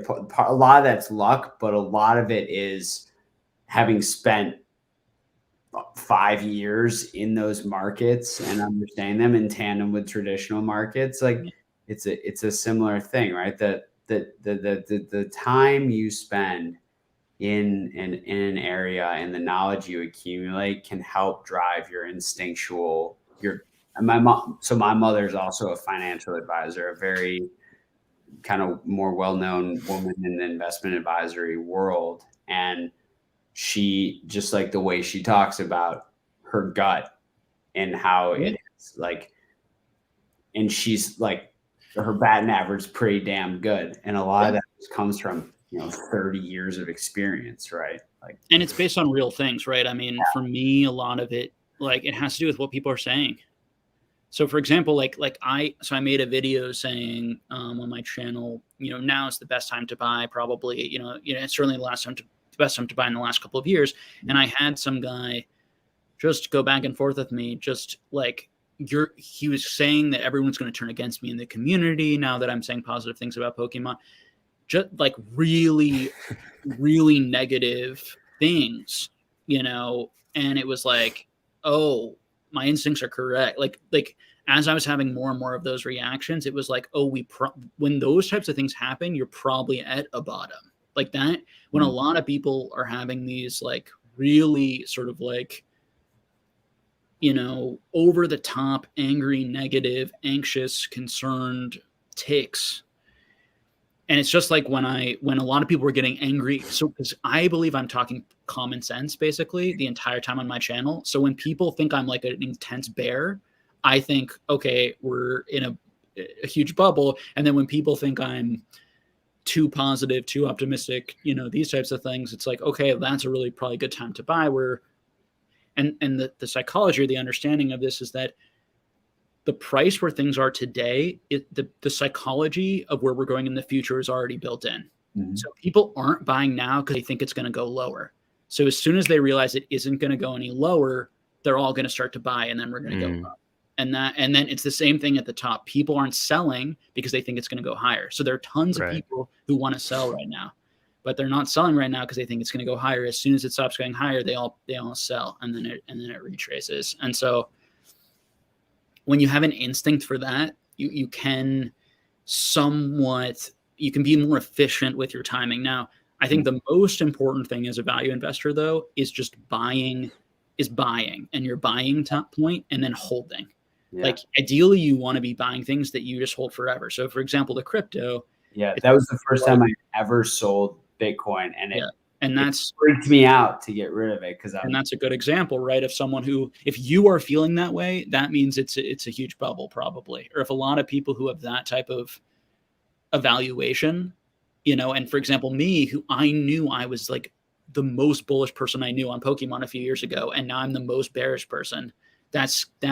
Whoa, what's happening here? Yeah. That psychological shift happened.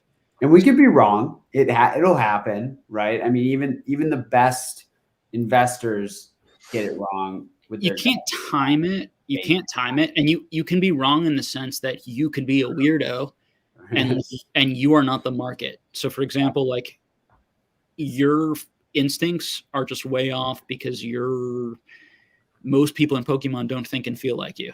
You know what I mean? And that is possible. Same thing with crypto. Same thing with whatever. More often than not, though, you're right, but timing it exactly is impossible because anything can, when there's upward trajectory and momentum, things can just double and triple so quickly. And if you sell, you could miss the whole run. I missed tons of upside and random stuff. Yeah. So there's definitely the bearish trap of like, you start to feel that way and you sell very early and then you miss the run up. And then even if it does collapse 40%, it went up 300%. And so even the 40% collapse, you've already been completely priced out of the market because it's way higher than when you sold. Mm-hmm. And so that's something that a lot of people have experienced in Pokemon and other markets where it's like, I sold everything and then the market went up 300%. And even though it's come back 50, 60, even 70%, I can't afford things. I can't afford it anymore. And it's too painful to rebuy things now at much, much higher prices. And so I'm out. And so all of that's important too. So true, man. That's why I wanted to put up this comment. It's so true. It made sense with what we're kind of talking about. Like, you've got to have that mentality where, to your point, it's the most important thing is to be buying when the value is there, right? So yes, there's hey, the market's down to today in Pokemon, and this card is at X, but I'm still vying to get a deal on it, right? Which means under current market. But sometimes you have to zoom out to like the 30,000 foot view and see, not see the chart like this, but see the chart like this and realize where we've come and understand, like, you can't time it perfectly, but the timing now, when you look back in 5 years, is going to look pretty damn good if you've really, done your diligence and made and executed on an idea. So, I mean, to answer this question, Basic Trainer, to tell you the truth. So right now, for me, it's time to buy things under market because there's going to be a ton of it. Now, certain things, particularly the modern stuff that I'm buying. And when we say under market, it just means that I'm buying large lots or I'm buying auctions that kind of slip below the radar. But most of like the buy it nows and most of the auctions for like the single card or whatever is selling at 100% and I'm buying it at 60%, what have you. For those who just to clarify, at the start of the pandemic, there are a bunch of YouTubers who came out and made videos saying that, how is Pokemon going to fare in this? Don't fear, don't worry. I was watching the market really carefully and prices were going up. And I ended up spending about $80,000 on PSA 10, Gold Stars, Shinings, and other sorts of things. And I paid the highest prices ever right during that period. And I just bought everything. And so there was an example of where I felt like the market was going to explode. And this is going to be my last chance potentially ever to own some of these low pop items at these prices. It's how I honestly felt. And I put my money where my mouth is. And I did that. Versus now, I'm not doing that, right? I have a very different mindset. And so that should show you at least where I'm at in terms of where I think we're at in some sort of cycle or where I think the market is. But I'm like, I can easily get back there. And so I don't have a system where it's like, I only buy at 50, 60%. It all depends on my instinct on where we're at in a market cycle and how aggressive I need to be. And right now, my instinct is I need to be consistent and I need to be able to buy for a very long time, or I need money so that I can buy at the sort of levels I'm buying at for a while, because I don't think it's going to dry up that quick. And now I think is probably a good time for the foreseeable future where we're going to be amassing things and sort of building our collections, because there's going to be lots and lots of supply coming back. I do think there's going to be a point where where we feel that supply starting to dry up, where I probably feel that. And that's when I might start paying over 100% again, if I feel like things could explode or things could move up. But that's a tricky thing to navigate, right? Yeah. And you got to trust your gut, I guess, or your instincts or your rationality or whatever. And always have backup plans and never obviously, buy what you can't, afford or leverage yourself, put yourself at risk for something like that. Yeah, and play the time game, like be patient, because I followed the whole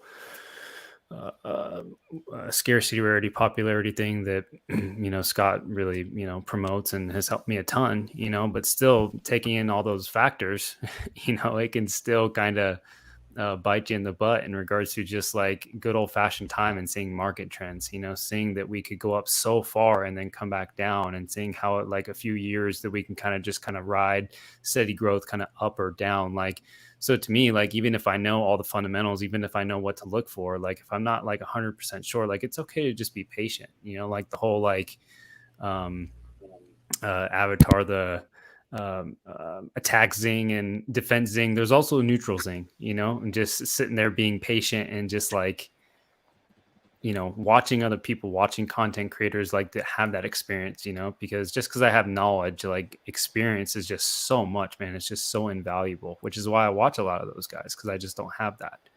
And I think it can depend if you're doing it to make a play as an investment, or you're making a play as a collector, and what the price point is as a comparison to your net worth or your buying power. Like all those things frame like some of your ability or lack thereof to make that better, feel the need to make that better, be able to be patient, right? Like, because there are a lot of people who are collecting now who like could really afford to be patient on a lot of items right now. Again, to that point where with supply coming back and all these, the things everyone always talks about, right? Where they're still, I talk about this a little bit, like there's still guys with the lowest cost basis in the market who haven't necessarily put that supply out there or sold it yet, and they can continue to undercut, and that allows people to be more patient. But there's times where, to like Jake, with your point, like where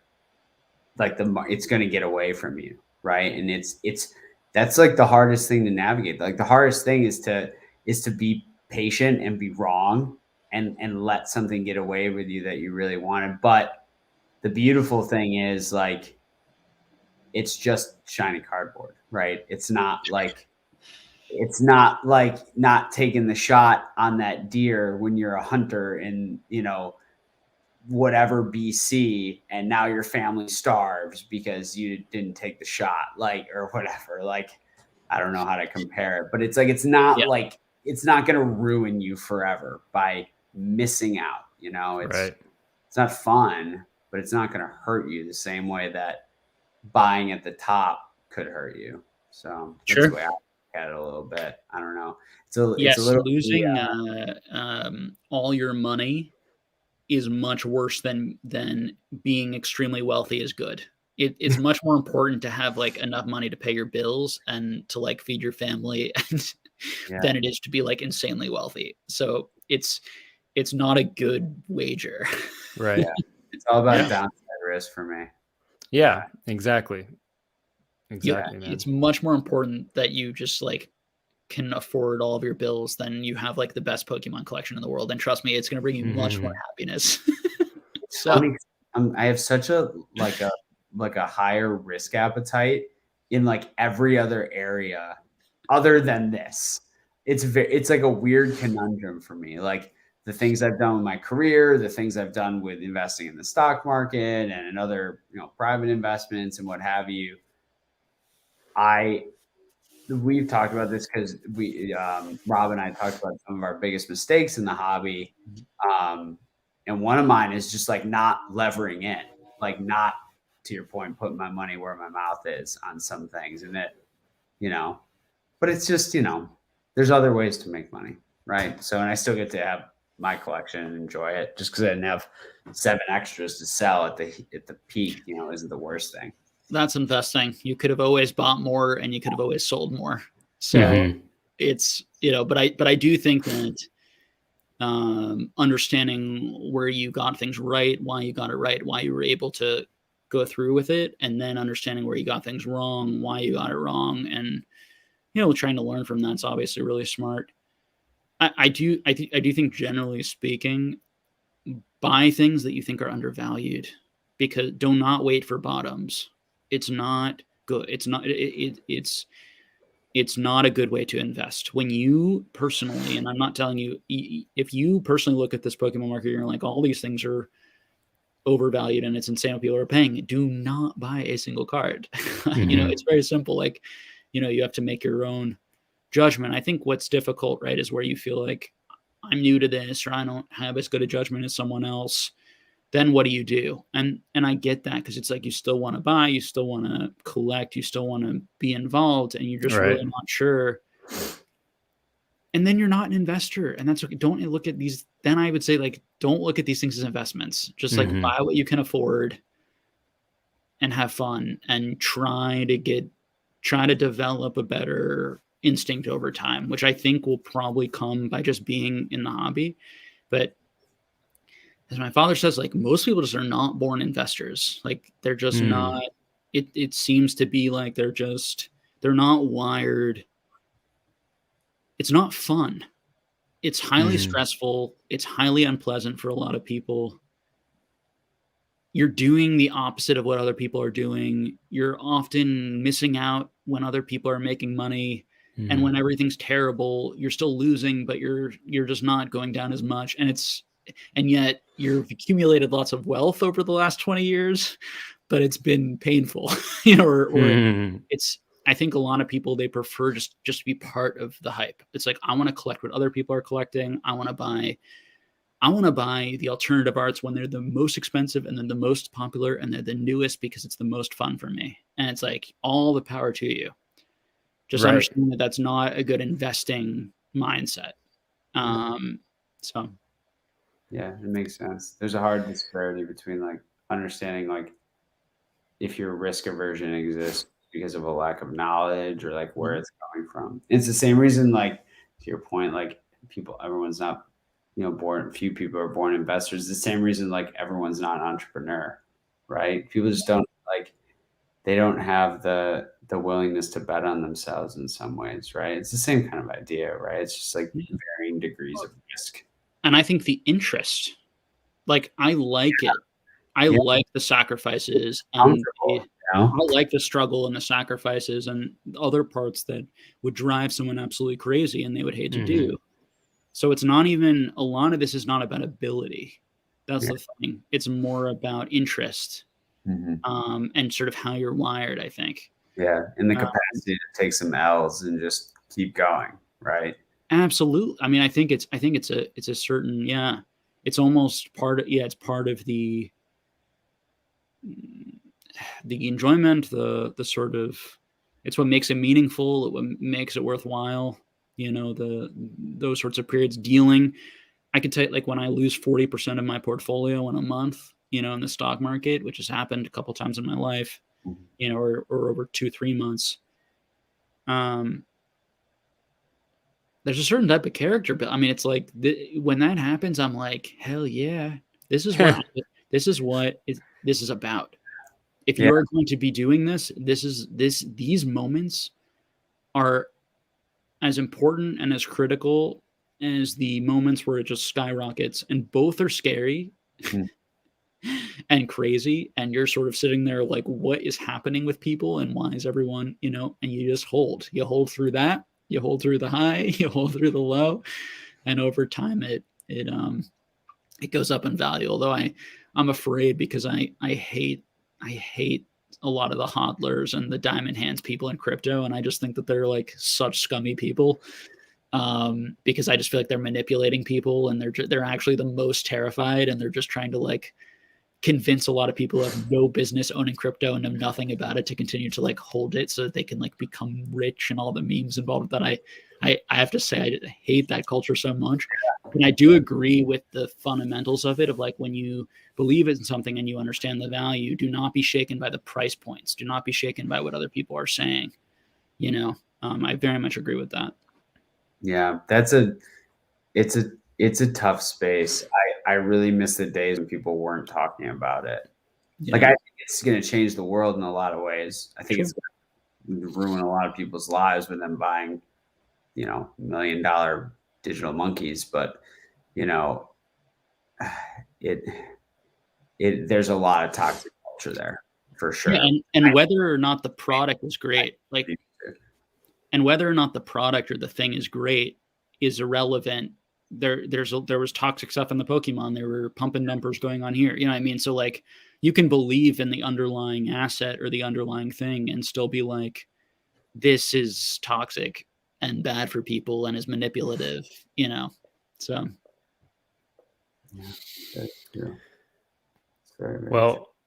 I think that like, I would love sometime in the future, man. I think one of the topics that I wanted to get to and you touched on, was talking about the modern market and talking about people that are buying these very high priced modern cards because they look really, really cool and they're awesome and they're new.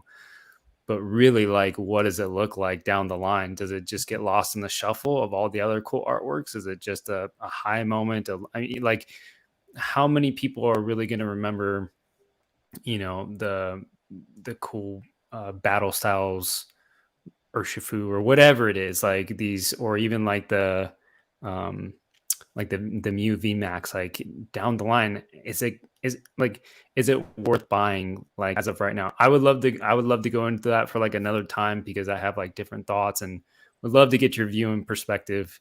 I know we're above that 2-hour mark. I don't know if you guys want to keep going. I'm happy to call it right now. Why don't we like call it ish? We could take one more question or something if someone has it, but I, wouldn't be bad for me if that's cool with you guys. Yeah, man, I feel you.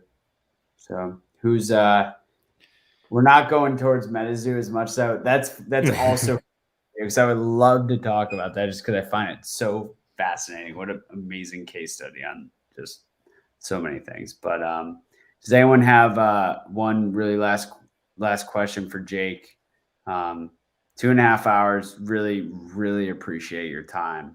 Yeah, man. Time is everything. So value it a lot. No, I love talking about this. I was looking forward to it. Heck yeah. So chat, let me know if anyone's got a question that's not about Yacht Club monkeys or MetaZoo. Maybe something good to cap it off.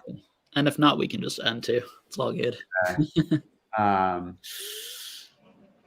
That's a good one. Let's end on that. Basic asked if you're planning on going to any events. Love to know like what you're thinking about for this year, what your view is on that, and which events you like and what maybe you've been to. I can't promise anything because I'm not sure what like the whole pandemic situation is going to be like and how my girlfriend and my family feel about various things. But if money and time work out and I can safely travel without worrying any of my family, I would be down to, I think the Charlotte one is the closest one to me. And then Swami seems to be pulling for a bunch of people to go to the Denver one. Yes, come on. That's my plan too, Denver. So those would be probably the two top on my list. The Charlotte, because it would be a bit easier for me to go.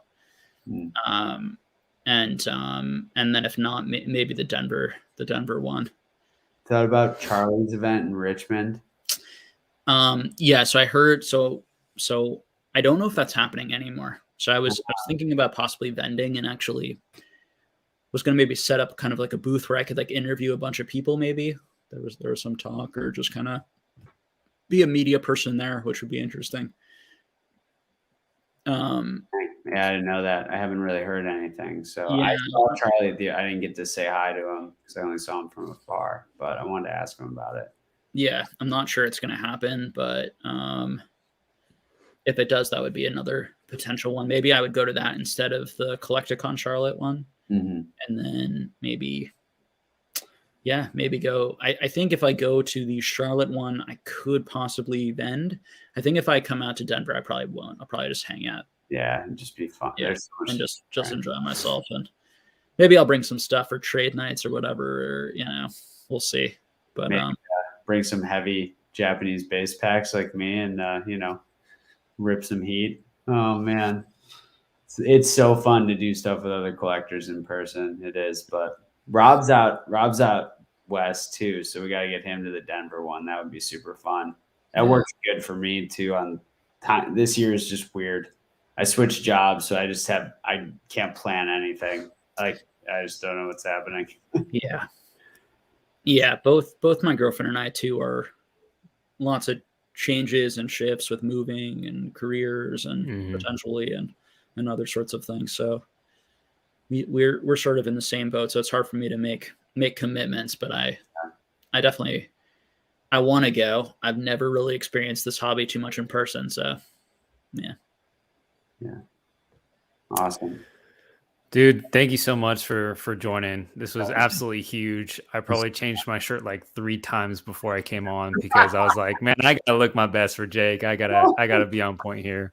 But to the chat, guys, thank you. Like truly, thank you. A lot of you guys have been here for the last 2.5 hours. So as always, such an amazing community that come on to, rock Pokemon and I, channel. We're just super blessed. So Jake, you're the man. Thank you so much. Thank you, girlfriend, for allowing us to borrow you for 2 hours. She's trying to sleep too, so she's we're the worst. We're very grateful. So thanks, man. Jake, I'm sure you already do. If you sub to me, you sub to Jake. So, but yeah, thanks a lot, Jake. That was awesome. Absolutely, guys. Yeah, thanks for having me. And again, I enjoy these conversations. Sometimes I'm in Discord talking with one person for hours at night. So it's sort of like, it's fun doing this. It's fun talking with people, and yeah, it's great. It's one of the things I love to do the most. So appreciate you guys giving me the opportunity to do it. Heck yeah, man. All right, chat. Be good. Deuces. Take care, guys.